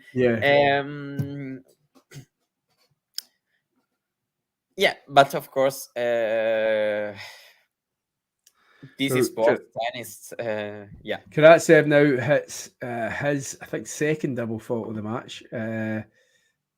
Second double fault there to go 15-0. You can't split these two. 6-4 Karatsev first set, 6-3 Struff in the second set, and 2-0, 15-0. It's tight, it's tense, it's tennis, and as Karatsev hits a first serve down the tee, Struff does well to get it back. Poor shot by Karatsev there. Pretty much tees up Struff to crunch a winner down the line. Whilst he was up at the net, and we've got 15-30, and this could be a Struff break, and that would be something, Struff break in the deciding set is not something I thought I was going to say after that first set of tennis.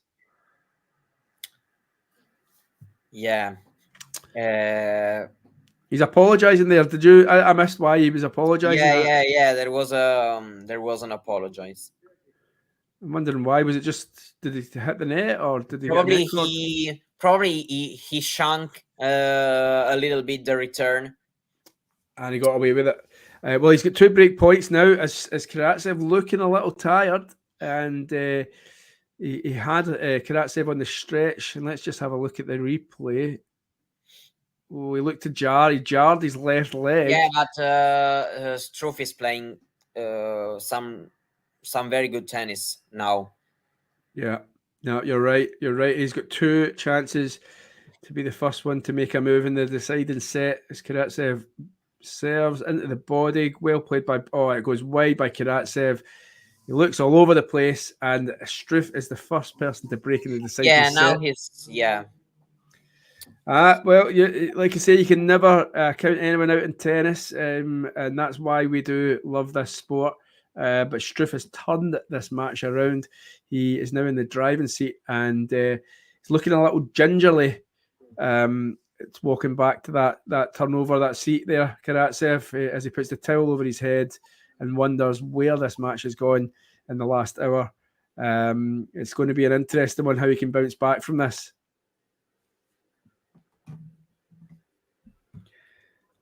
As we look at some of the stats here, we are at first serve for the match. Do you want to know, have you got the stats in front of you, Mario? How many serves, how many first serve points, Struff has claimed in the match? 73%. That's a pretty good return, isn't it? Yeah, of course. In generally, Struff's level has been really, really high. Looks like Karatsev he's starting suffering a little bit, but I have to say that I've seen some really, really great shots from Struff in these past games. Even if he had to complicated the service games so far in this third set. Struff. Both, I think that both went to deuce.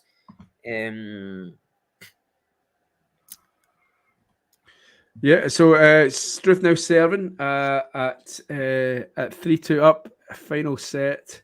What a moment this will be for the German. He'll be Yeah, the crowd is enjoying, and that's the most beautiful thing for me of these kind of huge draws, because you have these players, and you think that probably the crowd is not going to be so interested in the match, and it's not like that, because you enjoy the situation, you enjoy the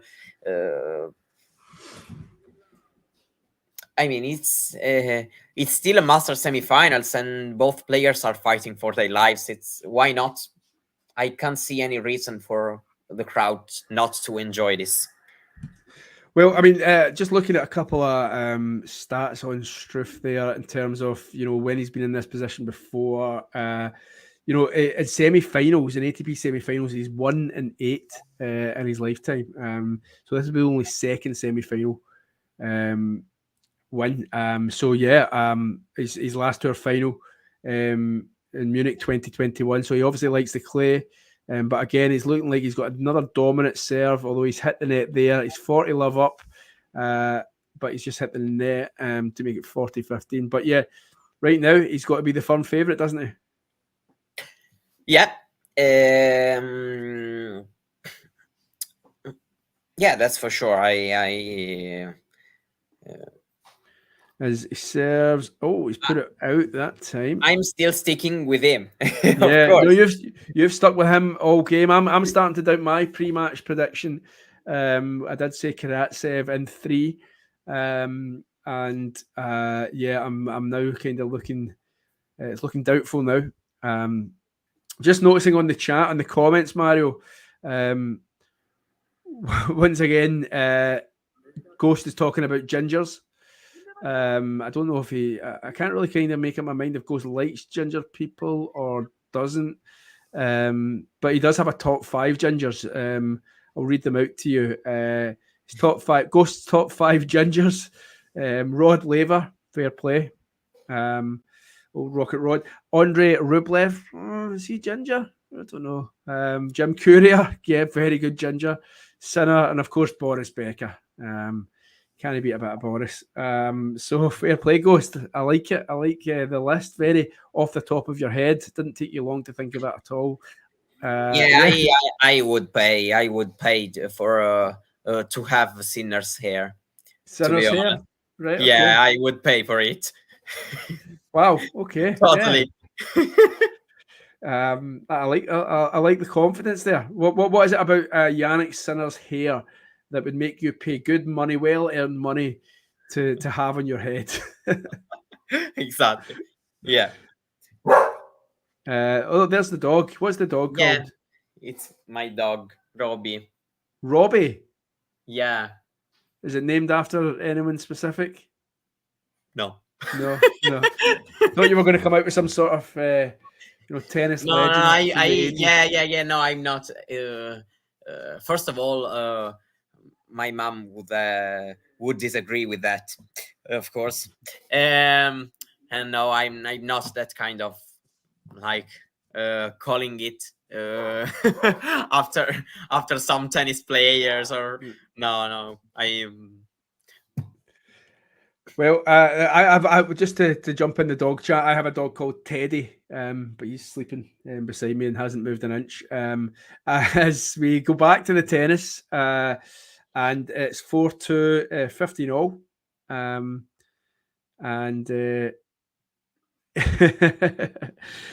Ghost has mentioned that obviously John needs to clip this part of the conversation as we talk about dogs' names and Yannick Sinner's hair. Yes. So what's happening in the tennis, Mario? Talk to me. Karatsev is serving 15 all. Yes, Struff now. Okay, there's a challenge. That's why I was a little bit doubtful of the score. Lajani says that he's out according to him. Yeah, he's right. So second serve on 15-all. And the match is coming up to the 2-hour mark. And as I say, Karatsev's fighting and to cling on to the coattails of Struff. And that's made it, has it? That's not made it, and Karatsev has game point 40-15. Struff tried to go down the line with a backhand, didn't manage to find the line. Sorry, I'm laughing for this. Sorry. I know you're fine. That's all. We're here to have fun. My dog's name is Kazakh. He's some boy, that Ghost, isn't he? He keeps us all entertained. As we go, is that the trainer coming out for Karatsev? I think it might be. The physio's out.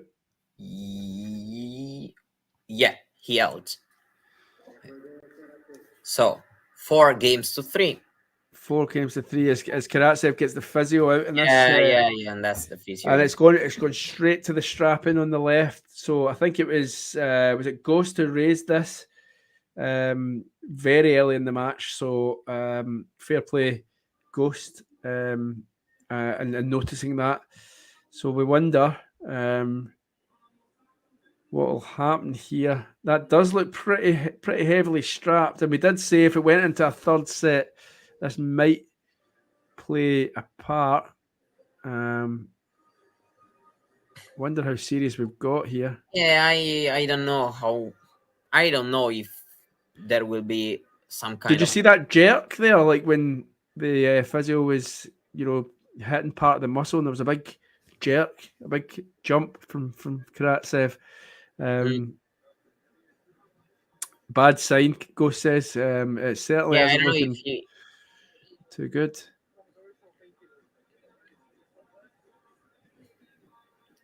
Yeah, I struggle to understand what he would like from the physio, because yes, just a massage.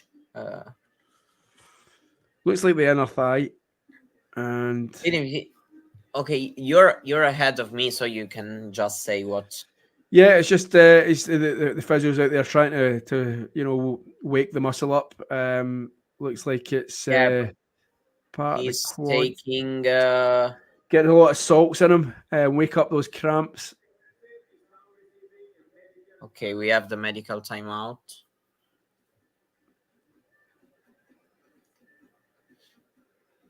Did I call the physio a jerk? Ghost is accusing me, slandering me, of apparently calling the physio a jerk. I don't use the word jerk, so I think you're talking about another Ginger Tom. So no, that wasn't me. What do you think this does to the players? You say you're Struff right now. You're in the zone. You've got the momentum. Your game's away from getting into your first Masters 1000 final against the world number 1, and this happens. Totally right. Even if I'm not the person blaming who's receiving medical timeout, something like that, because you just have to stay focused. Yeah. You just have to play your game and win the match, regardless of what the other player needs. Because,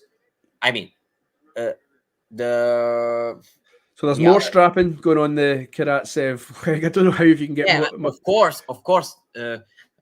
I wasn't talking about this because, of course, there is an issue. The leg was already strapped. So, so guys, this is a good chance. I know that a lot of the guys in here.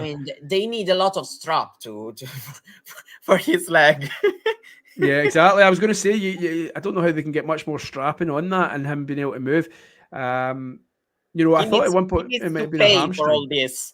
Yeah, dedication to be a tennis player. But a good chance for anybody watching.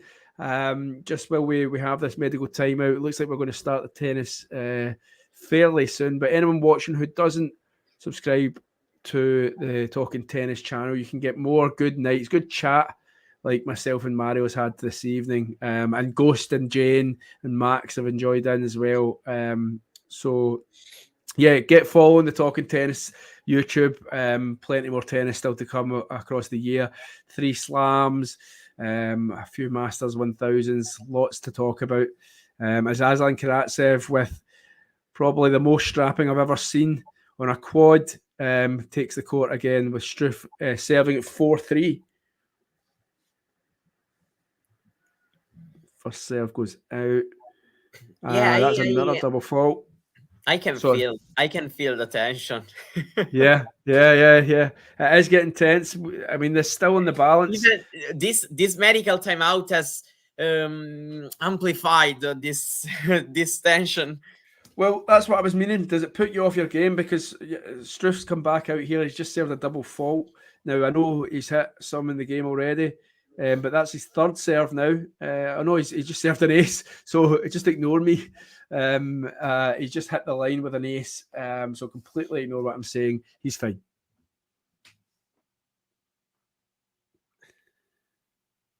Another strong serve. Karatsev can't return it. 30-15. And from this position here, he's a couple of points away from being a game away. He's looking very strong. A good news for all the players is that Struff, thanks to these points, is going to be seeded for the Roland Garros. Is that right? Yeah, if he wins, he's already 32 in the live rankings. Lovely, so lovely stuff. He should be seeded, and I think that it's a good news for all the other players. Yeah, so they don't. So it's not they don't get a tricky tie in the first couple of rounds. Yeah. I mean, Karatsev has climbed up to 51 because of his run. He would have if he reaches. He still can, of course.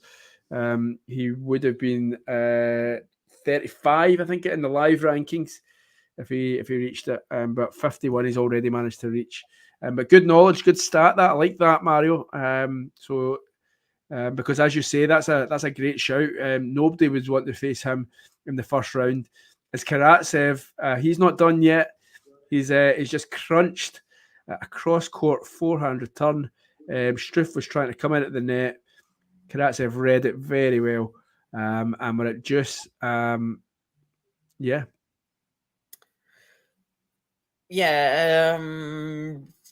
Oh, that's what I'm talking about. Yeah. Yeah, I got the return. Yeah. That's what I'm talking about. I'm just that little bit ahead of you, so that's why he has this. He has this.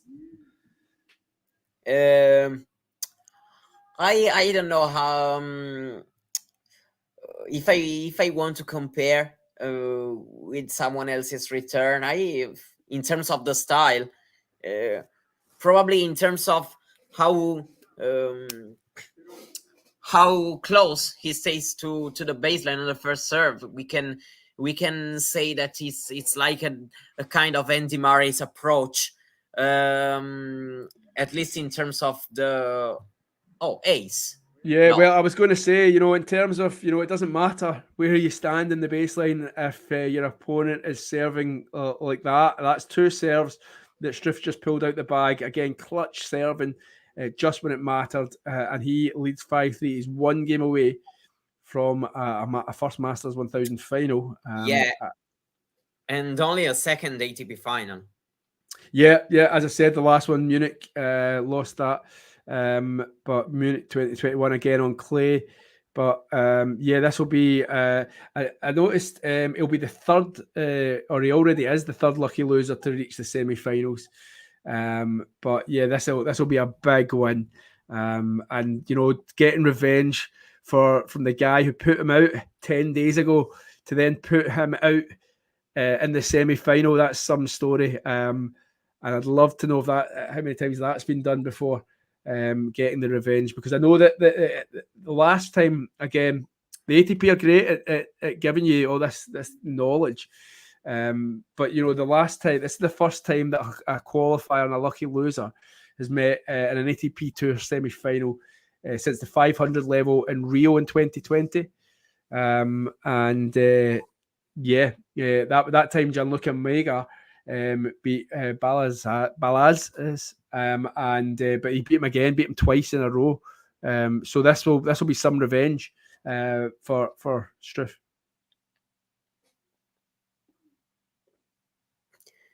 Yeah, I'd say a sweet revenge, of course, because the match is a lot heavier. Also because Struff, given his ranking, was I won't say sure, but he had a good chance to be lucky loser. So that match wasn't probably so important. As Karatsev hits one down the line, Struff, that looks long. It is long. 30-15 to Karatsev. He'll just hang in there and he'll probably ask Struff the question, can you serve this out?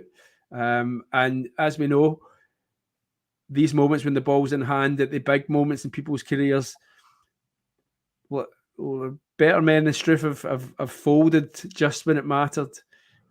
So yeah, let's see what happens in the next 10 or 15 minutes as the clock. 2 hours, 2 minutes. Karatsev cross court backhand to backhand onto the Struff forehand, and he gets a great winner. How did he find that angle? Top spin over the net, dip down. Karatsev could only watch it pass him. And it's 30-all. He's 2 points from the match, Mario. He is 2 points from the match.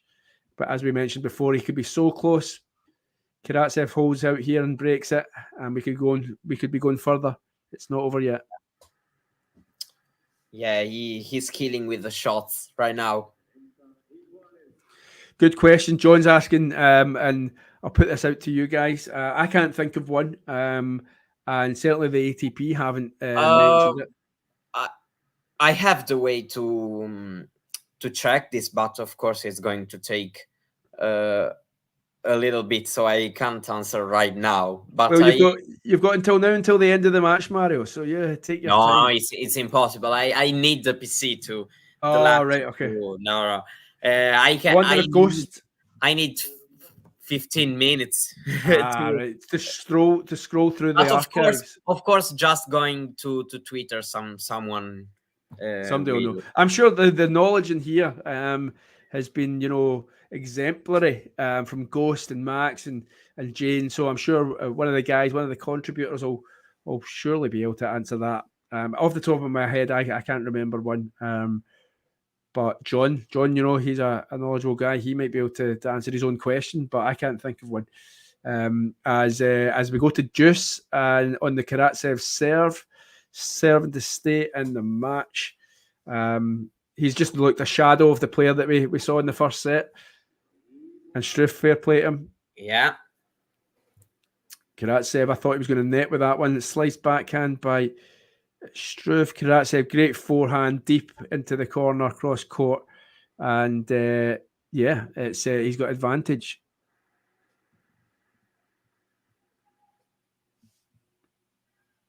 Thank you, Ghost. Thank you kindly for the kind words. I'm glad you've accepted me as one of the talking tennis team, and I'll be around for a while yet. So I appreciate the contribution and the chat and the banter, as we say.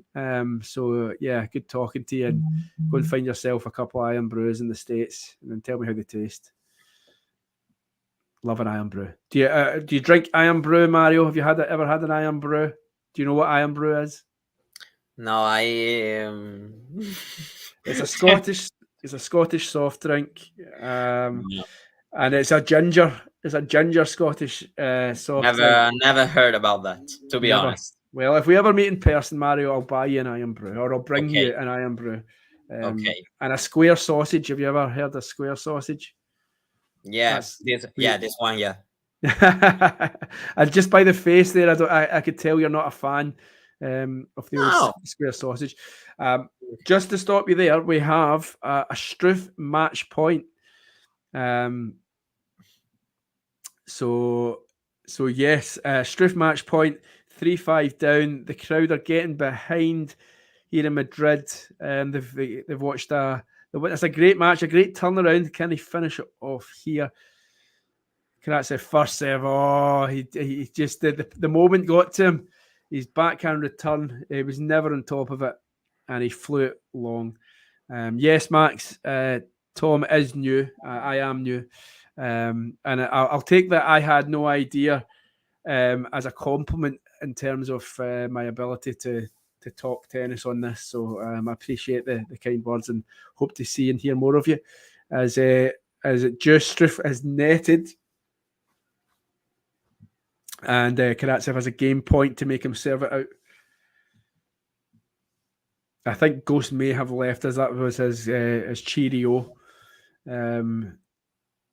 So thanks for joining us, Ghost. So yeah, 2 hours 15, 2 hours 7 minutes into the match as Karatsev serves.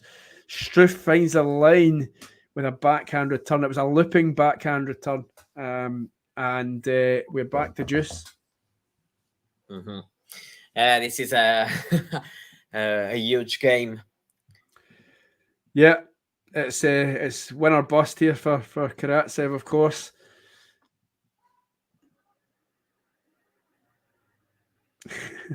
He'd heard about it. He'd heard about it, and I don't know if you noticed the face he made when I said square sausage.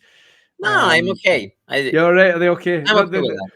Yeah. No. The face was at first. I haven't heard well. Then I realized, and yeah, that was the listening and lurking. That's a fine descriptive term there. You've just Ghost is listening and lurking. He's enjoying.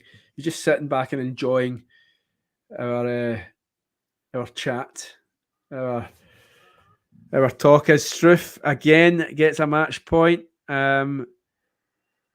We may be a bit behind. I'm seeing a couple of comments on the chat. Hi Nick, how you doing? So we have we're at Juice, so we're maybe not a bit behind in the chat. We're back to Juice. I'm getting too caught up in thinking that we're behind and people have already had Struff winning this as he goes long with a backhand return and Karatsev hanging in there. I think this is I think the longest game was about 7 minutes. Yeah, of course. We're approaching that.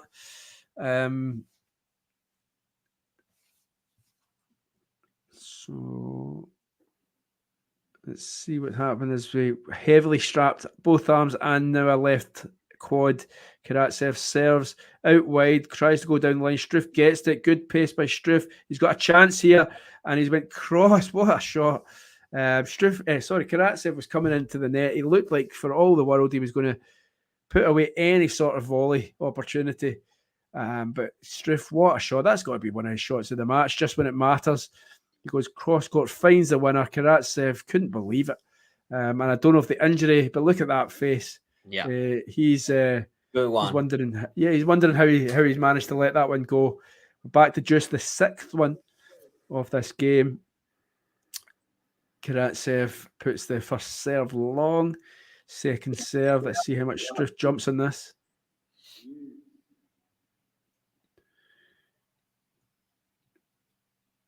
Having a forehand match here. Backhand now by Struff. Deep by Karatsev. Forehand up the court.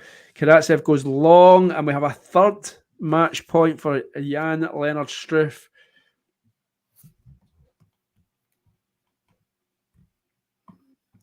And this will be some story if he manages to complete the job here. Yeah, very good one. He played very well all the 2 weeks. Yeah. So he's got a second serve. He's got a Karatsev second serve. Just noticed that Struff's career high is 29. You're saying he's at 32 after this. As backhand winner by Karatsev staves off a third match point. Hi Nick. Hi Avijit. How are we doing? I hope I've said your name right, Avijit. Please do correct me if I I have said it wrong. I have said many names wrong in the past, and I will say many more in the future, especially when you're talking on tennis. Cool feature that the ATP and the WTA have, where you can go onto the website and how the players pronounce their own name. You've just tried that one out? Now I'm telling you something. Yeah. The last time Nadal hasn't played a single clay court match at all level before the Roland Garros. It was 2001. I wasn't even born. So this will be the first time you've experienced Nadal not playing tennis. Yeah. Well, he's in the twilight years of his career. So it's maybe something, Mario, unfortunately, and it breaks my heart to say, but it may be something you may have to get used to in the next few years, I'm afraid. As Struff wins a battle there. And look at that wee guy loving it. And we got, is this a fourth match point? What a game. Into the longest game of the match, I think, as Karatsev finds a first serve. Great tennis. The old 1-2. Hits the body serve, picks up the return, the +1, and drills it down to the court. Struff didn't even try. He knew he was beaten. And we're back to deuce again. This is 12 minutes long, this game. God, I was thinking, I think it's going to be the longest game. It is by far the longest game. The last one being about 7 minutes on the Struff serve earlier. The first service game of the first set for Struff. A little noise in the crowd. It's the 8th deuce.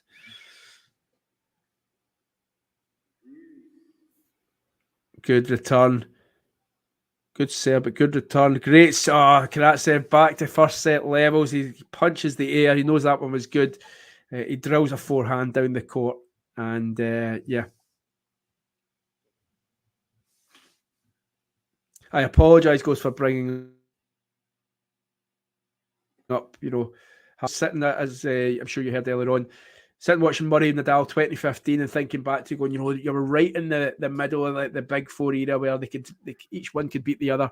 And you think back to those days and you're just like, how good did we have it back in those days? And we maybe took it for granted. Now that players are retiring and injuries taking its toll to, both Murray and Nadal. Djokovic obviously injured with an elbow at the moment. Federer now retired. You're just thinking, how good did we have it back in the days of those guys, just dominating tennis? It was great, and it's sad. It is sad. Yeah, no, that's for sure. A lucky thing is that at least the process is kind of slow, so you can get used to that in some way. I mean, I still won't consider Djokovic part of the speech, given that he still won a slam a few months ago. So yeah, fair enough, fair point. I mean, yes, still, of course, now his schedule is more. Karatsev wins. Yeah, he hangs on. So we go to... So now there's the changeover, and then we're going to have a very, very big moment because Struff had, correct me, four match points. Yeah. And now, I sometimes think he has to celebrate. I think this can play in the mind a little bit. When he's serving there, he's thinking, I had 4 chances to win that, and they have come and they have gone. And that's when, as I said to you earlier on, better players than him have let that finish line, the sight of that finish line, get to their head when they've got the ball in the racket. How many times do you see it? Players, as soon as they lose the first point, more doubt. 15-30, more doubt. So it's not going to be an easy one, especially considering the magnitude of the achievement that he will get if he can just find 4 decent points to take this game. So yeah, it'll be an interesting one as the players come out from the changeover. Karatsev, showed some grit, showed some cojones, and so yeah. We're seeing that Karatsev just don't want to sit down. Yeah, that's a good spot. That is a good spot in case that will probably seize up the muscle or something. Yeah, of course, but I think that even for the leg, it's even worse if you sit down and he was trying, I think, to keep it going. Yeah, no, that's what happens. Keep doing something, staying up. Yeah, no, that's what happens. I actually had an injury one time on my ankle, and kept moving like after it for a good couple of hours, and then about 3 or 4 hours later, when I finally sat down, the muscle just went boom, just blew up, and I basically had to go to hospital. So I mean that was many years ago, but pressure here. There is pressure as Karatsev wins the first point of the Struff service match. Love 15. Good first serve. Karatsev gets it. Makes him play a volley, but Struff pumped up 15-all.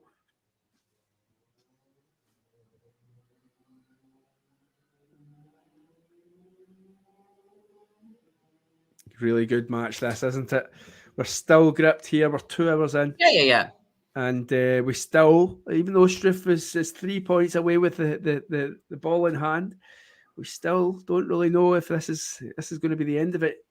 Karatsev looking like he's oh well, I say that. And 30-15. Struff finds a big first serve. Karatsev puts it back in at the court high. Simple enough for Struff, and he can't find the winner. And it's 30-15. 2 points again. He's been closer. Max is wanting this to go 5-all. Mario? At this point, I'm okay with every kind of outcome. And Struff serves it out. Strong serve. It's 40-15. He's got 2 more match points. This is the 5th and 6th match points. And this surely... Oh, no, sorry. Match point number 4, it's saying. I think they've got that one wrong. He definitely had 4 in the last game. This is match point number 5, I'm pretty sure. Somebody can, correct me if I'm wrong.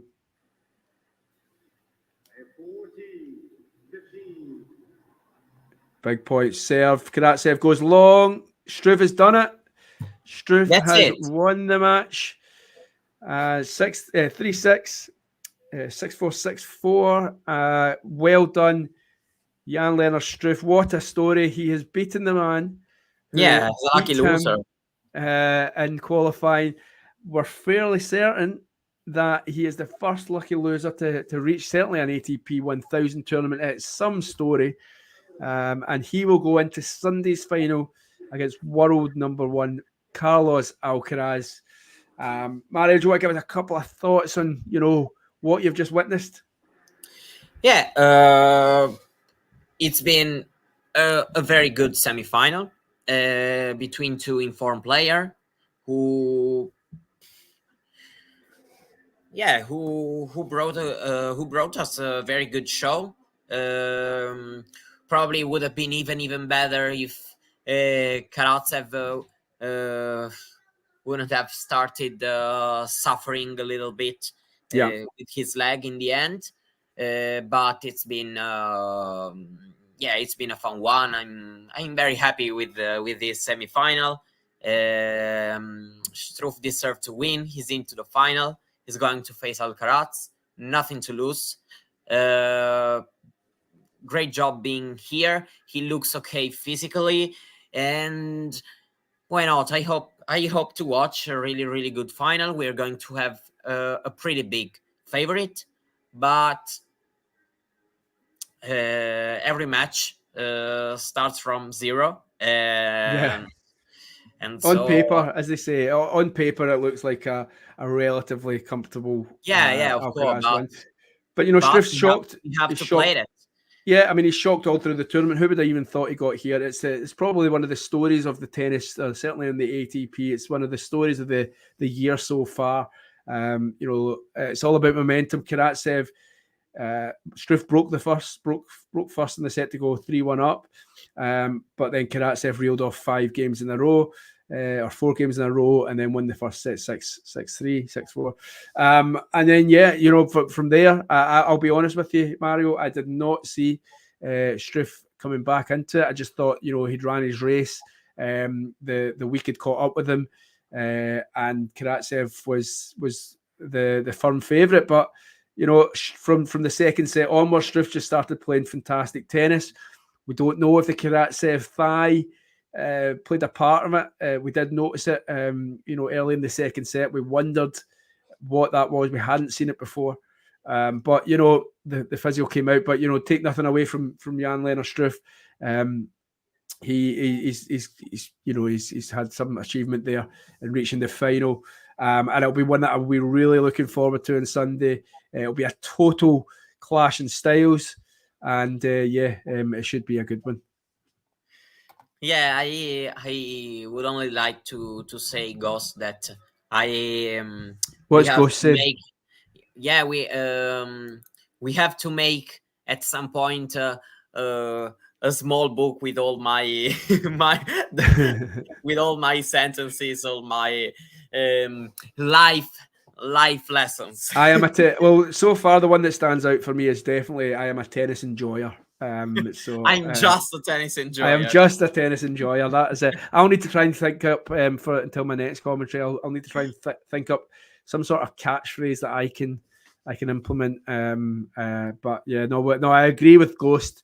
You are the Zen master at tennis commentary, and then so fair play. I am just a tennis enjoyer. There's one that I'll certainly kind of try and maybe next time I'm not on with you, Mario, I might try and nick that one, steal that one, and use it for my own. Yeah, I wanted to also to say that this win, of course, is also very important to Struff's rankings, and he's number 28 in the live ranking, number 13 in the live race. So this is, of course, a very, very huge week. I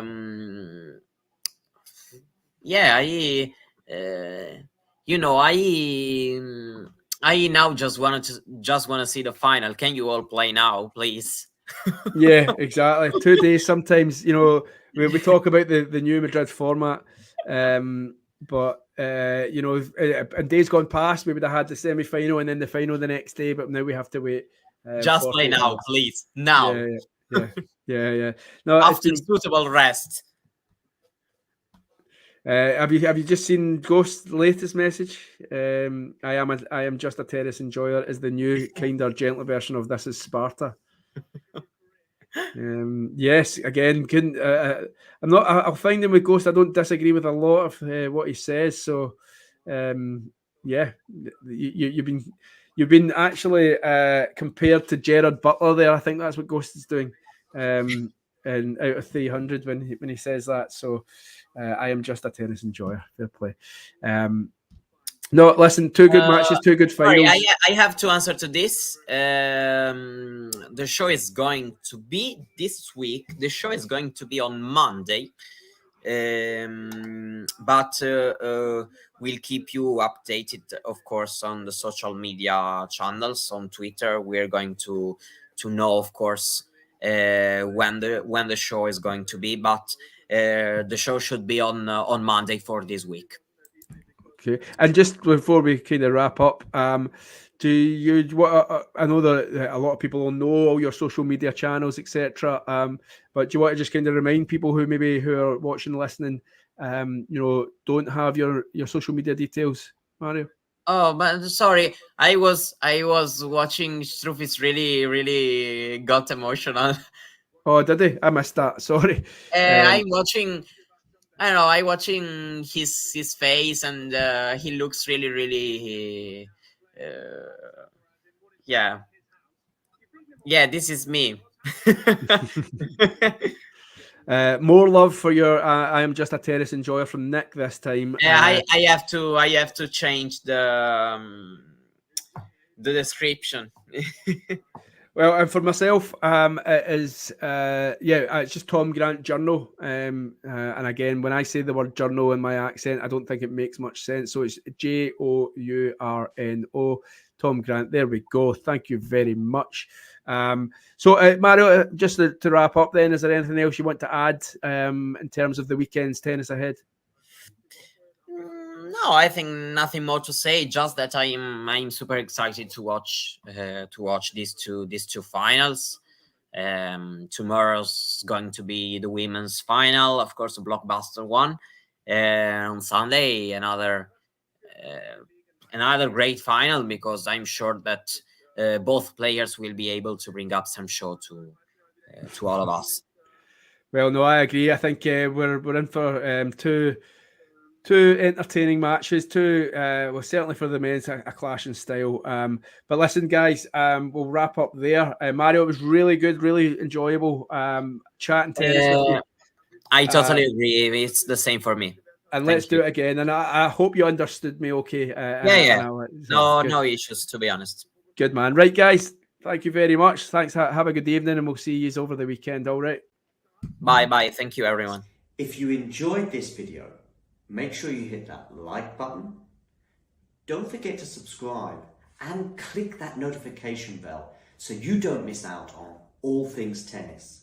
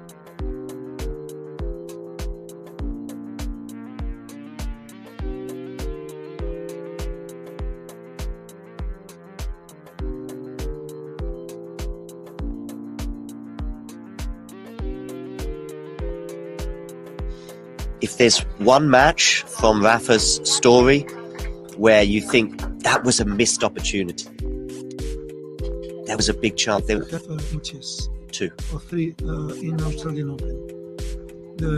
No more. We lose the opportunity in Wimbledon against Djokovic in semi-final. 2018. Then we lose the opportunity, more important because that was semi-final. We lose the opportunity in Australian Open. In the Australian Open 2014, 2012 and 2017. Yeah. In 14 because he has an injury against Babrinka that before he had never lose against him. Then with Djokovic and Federer, he had breakup in the 5th. Yeah. And 40-30 or 30-50. I don't remember well. It was a ball very close, goes. But this is what happened. There was in Roland Garros 2009. Of course, he I am sure that he won. He won this tournament when he has no problems in his knee, because at this moment he was the best. He won Australian Open, then he won the tournaments on clay. He arrived with problems in Roland Garros, and for this reason, in my opinion, he loses. But there are other times that maybe he has to lose and he won.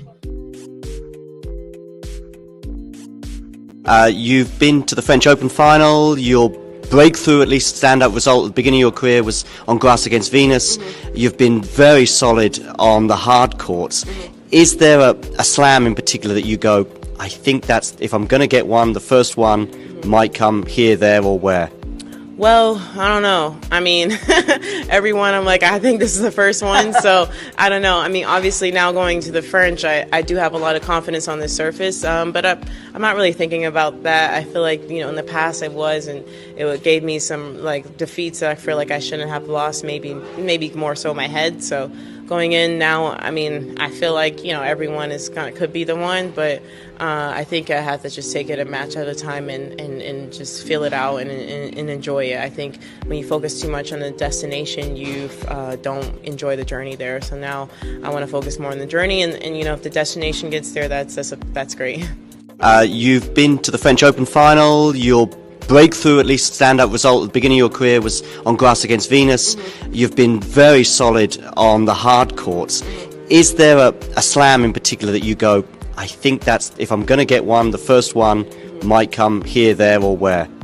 Well, I don't know. I mean, everyone, I'm like, I think this is the first one. So I don't know. I mean, obviously now going to the French, I do have a lot of confidence on the surface. But I'm not really thinking about that. I feel like, in the past I was, and it gave me some like defeats that I feel like I shouldn't have lost, maybe more so my head. So going in now, I mean, I feel like, everyone could be the one, but I think I have to just take it a match at a time and just feel it out and enjoy it. I think when you focus too much on the destination, you don't enjoy the journey there. So now I want to focus more on the journey, and if the destination gets there, that's great.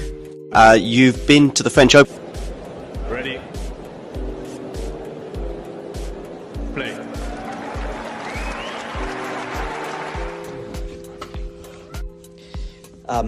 I noticed you mentioned the nerves in Spanish. Is it easier for you to play in Stuttgart, for example, than it is here? Yes. And I do want to have a word as well about Coco. What's the plan? So just tell us about the nerves here and how you can't play your best here, and then let us know what the plan is for Saturday. Yeah, it's much easier to play anywhere else than here, but it's something that I already try to be prepared. Well, maybe I didn't play my best the last year, but one of the years I played really well here. adapt myself and my game and everything. I hope this year can be the same. But yeah, it's always a challenge to play here in Madrid. And against Coco, we played a few times. Big server, aggressive, very good backhand, one of the best backhands in the world. She's very physical, but I think it's a very tactical match. She plays good on clay. She did French Open final last year. But I like this kind of matches. I know it's a challenge, and I'm really looking forward to play against her as well with my home crowd. Just one. Okay, I got it. Yes, a follow-up. Just what's the tactic then? So you said tactical. What could be the tactic? Well, I'm not gonna say it because maybe she's gonna see this and it doesn't make sense. But try to be aggressive, try to play my game, and let's keep the rest for me. And I will tell you Saturday after the match. Just for English nerds like me, can you just talk through the match today, just in terms of how you saw that match, and especially towards the end, what it took from you to be able to get the win? It was a roller coaster match, to be honest. I started very well. I think it was under control in the second set as well. I got very nervous in 1 second. I wasn't feeling very well. It was very hot as well. The match changed in 5 minutes. And then the third set, I think she played very well. She was serving well. It's complicated, the conditions here, because I feel the ball flies very fast. I started to cramp a little bit as well. But as I said, I just fight until the last moment. That's always my identity, and I'm happy that I could get that win. And then just looking ahead to Coco, will it help at all? I know playing in Madrid is a different challenge, but going in as the underdog, as the player who is the lower ranked player, a lot of times, especially the last few times you stepped on court, you've been the higher ranked player. Will that ease a little bit of it, you think? Maybe, I don't know, it depends as well. This kind of matches, my opinion is always, depends of the day of that player, because it's already very high level matches. Maybe I hope she doesn't serve that well. I hope I serve very well. It depends.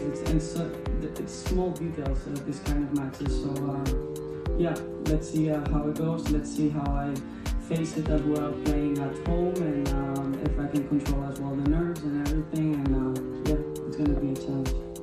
Okay, thank you. Gracias. Thank you.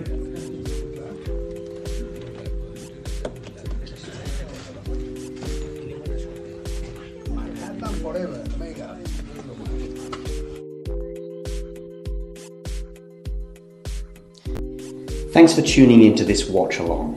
While there's a break in play, here's a reminder to hit the like button, subscribe, and click that notification bell. Your support helps to keep the channel going. While we're here, you can now become a member to enjoy perks, including badges for the live chat, but also bonus material such as interviews with top players from both ATP and WTA tours. The membership link is pinned in the live chat.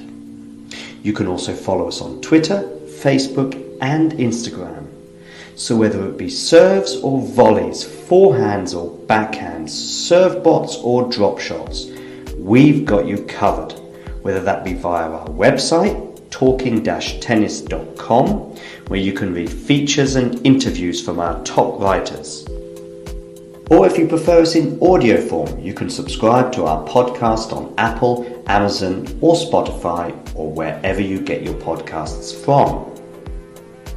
Remember, we offer you wall-to-wall coverage via our regular watch-alongs, magazine shows such as Nick's WTA Weekly or Damien and Mario's ATP version. Plus, we deliver top content from people on the ground, actually at the tournaments, so you get even nearer to the action. So, what are you waiting for? Hit that subscribe button so you don't miss out on all things tennis. Thanks for tuning into this watch along. While there's a break in play, here's a reminder to hit the like button, subscribe, and click that notification bell. Your support helps to keep the channel going. While we're here, you can now become a member to enjoy perks including badges for the live chat, but also bonus material such as interviews with top players from both ATP and WTA tours. The membership link is pinned in the live chat. You can also follow us on Twitter, Facebook and Instagram. So whether it be serves or volleys, forehands or backhands, serve bots or drop shots, we've got you covered, whether that be via our website, talking-tennis.com, where you can read features and interviews from our top writers. Or if you prefer us in audio form, you can subscribe to our podcast on Apple, Amazon or Spotify or wherever you get your podcasts from. Remember, we offer you wall-to-wall coverage via our regular watch-alongs, magazine shows such as Nick's WTA Weekly or Damien and Mario's ATP version. Plus, we deliver top content from people on the ground, actually at the tournaments, so you get even nearer to the action. So, what are you waiting for? Hit that subscribe button so you don't miss out on all things tennis. Thanks for tuning into this watch-along. While there's a break in play, here's a reminder to hit the like button, subscribe and click that notification bell. Your support helps to keep the channel going. While we're here, you can now become a member to enjoy perks including badges for the live chat, but also bonus material such as interviews with top players from both ATP and WTA tours. The membership link is pinned in the live chat. You can also follow us on Twitter, Facebook and Instagram. So whether it be serves or volleys, forehands or backhands, serve bots or drop shots, we've got you covered, whether that be via our website, talking-tennis.com, where you can read features and interviews from our top writers. Or if you prefer us in audio form, you can subscribe to our podcast on Apple, Amazon or Spotify or wherever you get your podcasts from. Remember, we offer you wall-to-wall coverage via our regular watch-alongs, magazine shows such as Nick's WTA Weekly or Damien and Mario's ATP version. Plus, we deliver top content from people on the ground, actually at the tournaments, so you get even nearer to the action. So, what are you waiting for? Hit that subscribe button so you don't miss out on all things tennis. Ready? Play. Hi Carlos. Last year you won Barcelona and Madrid, didn't play Rome. This year you've won Barcelona, you're still here in Madrid. Is the plan to play Rome? Yeah. My plan is going to Rome. When it depends here and how I finish this tournament. But I would love to play in Rome. This is a tournament that I really want to play. So right now, this is my plan. And just a quick one. The drop shot. You've been asked hundreds of times about this shot, but I've been watching tennis for 40 years. I've never seen anybody do it as successfully as you. I mean, 98, 99%. You never hit the net. What's the trick? What's the secret? I don't know. This is something that I did a lot when I was young. I feel really comfortable on that shot, and it's a really good weapon for me. So honestly, I just feel it, the drop shot, and almost good percent is it's good for me. But I mean, in the practice, I try not to do a lot of drop shots. I just feel it on the match. Hi Carlos, you will be 20 years old on Friday. You already won a Grand Slam. What are your dreams now in tennis? What do you want to do? Well, my dream on tennis right now is to become one of the best tennis players in history. I know that this big dream is probably too big, but in this world you have to dream big and you have to think big as well. So I want to be part of the best tennis player in history, and I will work for it. That's it. Thank you. If you enjoyed this video, make sure you hit that like button. Don't forget to subscribe and click that notification bell so you don't miss out on all things tennis. Ready? Play. Hi, Carlos. Last year you won Barcelona and Madrid, didn't play Rome. This year you've won Barcelona, you're still here in Madrid. Is the plan to play Rome? Yeah. My plan is going to Rome when it's depending here and how I finish this tournament. But I would love to play in Rome. This is a tournament that I really want to play. So right now, this is my plan. And just a quick one. The drop shot. You've been asked hundreds of times about this shot, but I've been watching tennis for 40 years. I've never seen anybody do it as successfully as you. I mean, 98, 99%. You never hit the net. What's the trick? What's the secret? I don't know. This is something that I did a lot when I was young.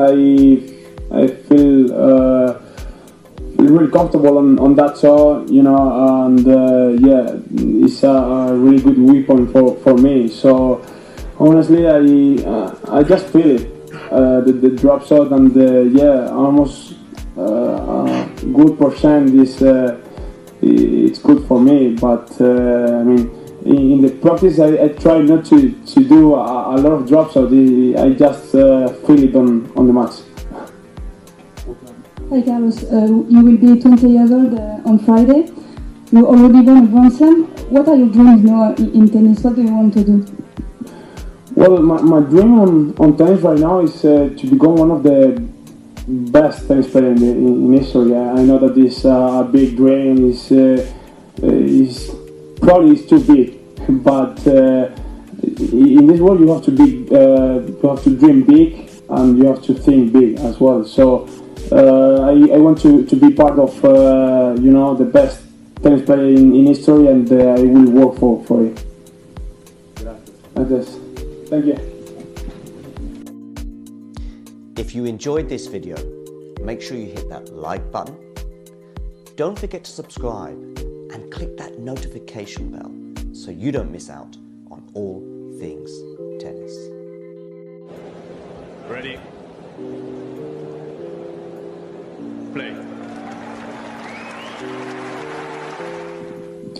Hi, Carlos. Last year you won Barcelona and Madrid, didn't play Rome. This year you've won Barcelona, you're still here in Madrid. Is the plan to play Rome? Yeah. My plan is going to Rome when it's depending here and how I finish this tournament. But I would love to play in Rome. This is a tournament that I really want to play. So right now, this is my plan. And just a quick one. The drop shot. You've been asked hundreds of times about this shot, but I've been watching tennis for 40 years. I've never seen anybody do it as successfully as you. I mean, 98, 99%. You never hit the net. What's the trick? What's the secret? I don't know. This is something that I did a lot when I was young. I feel really comfortable on that shot, and it's a really good weapon for me. So honestly, I just feel it, the drop shot, and almost good percent is it's good for me. But I mean, in the practice I try not to do a lot of drops, so I just feel it on the match. Hi Carlos, you will be 20 years old on Friday. You already won a Grand Slam. What are your dreams now in tennis? What do you want to do? Well, my dream on tennis right now is to become one of the best tennis players in history. I know that this a big dream is probably too big, but in this world you have to dream big and you have to think big as well. So I want to be part of the best tennis player in history, and I will work for it. Gracias. Thank you. If you enjoyed this video, make sure you hit that like button. Don't forget to subscribe and click that notification bell so you don't miss out on all things tennis. Ready? Play. Hi Carlos. Last year you won Barcelona and Madrid, didn't play Rome. This year you've won Barcelona, you're still here in Madrid. Is the plan to play Rome? Yeah. My plan is going to Rome when it's depending here and how I finish this tournament. But I would love to play in Rome. This is a tournament that I really want to play. So right now, this is my plan. And just a quick one. The drop shot. You've been asked hundreds of times about this shot, but I've been watching tennis for 40 years. I've never seen anybody do it as successfully as you. I mean, 98, 99%. You never hit the net. What's the trick? What's the secret? I don't know. This is something that I did a lot when I was young. I feel really comfortable on that shot, and it's a really good weapon for me. So honestly, I just feel it, the drop shot, and almost good percent is it's good for me. But I mean, in the practice, I try not to do a lot of drops, so I just feel it on the match. Hi Carlos, you will be 20 years old on Friday. You already won a Grand Slam. What are your dreams now in tennis? What do you want to do? Well, my dream on tennis right now is to become one of the best tennis players in history. I know that this a big dream is probably too big, but in this world you have to dream big and you have to think big as well. So I want to be part of the best tennis player in history, and I will work for it. Gracias. Thank you. If you enjoyed this video, make sure you hit that like button. Don't forget to subscribe and click that notification bell so you don't miss out on all things tennis. Ready? Play. Thanks for tuning into this watch along. While there's a break in play, here's a reminder to hit the like button, subscribe and click that notification bell. Your support helps to keep the channel going. While we're here, you can now become a member to enjoy perks including badges for the live chat, but also bonus material such as interviews with top players from both ATP and WTA tours. The membership link is pinned in the live chat. You can also follow us on Twitter, Facebook and Instagram. So whether it be serves or volleys, forehands or backhands, serve bots or drop shots, we've got you covered. Whether that be via our website, talking-tennis.com, where you can read features and interviews from our top writers. Or if you prefer us in audio form, you can subscribe to our podcast on Apple, Amazon or Spotify or wherever you get your podcasts from. Remember, we offer you wall-to-wall coverage via our regular watch-alongs, magazine shows such as Nick's WTA Weekly or Damien and Mario's ATP version. Plus, we deliver top content from people on the ground, actually at the tournaments, so you get even nearer to the action. So, what are you waiting for? Hit that subscribe button so you don't miss out on all things tennis.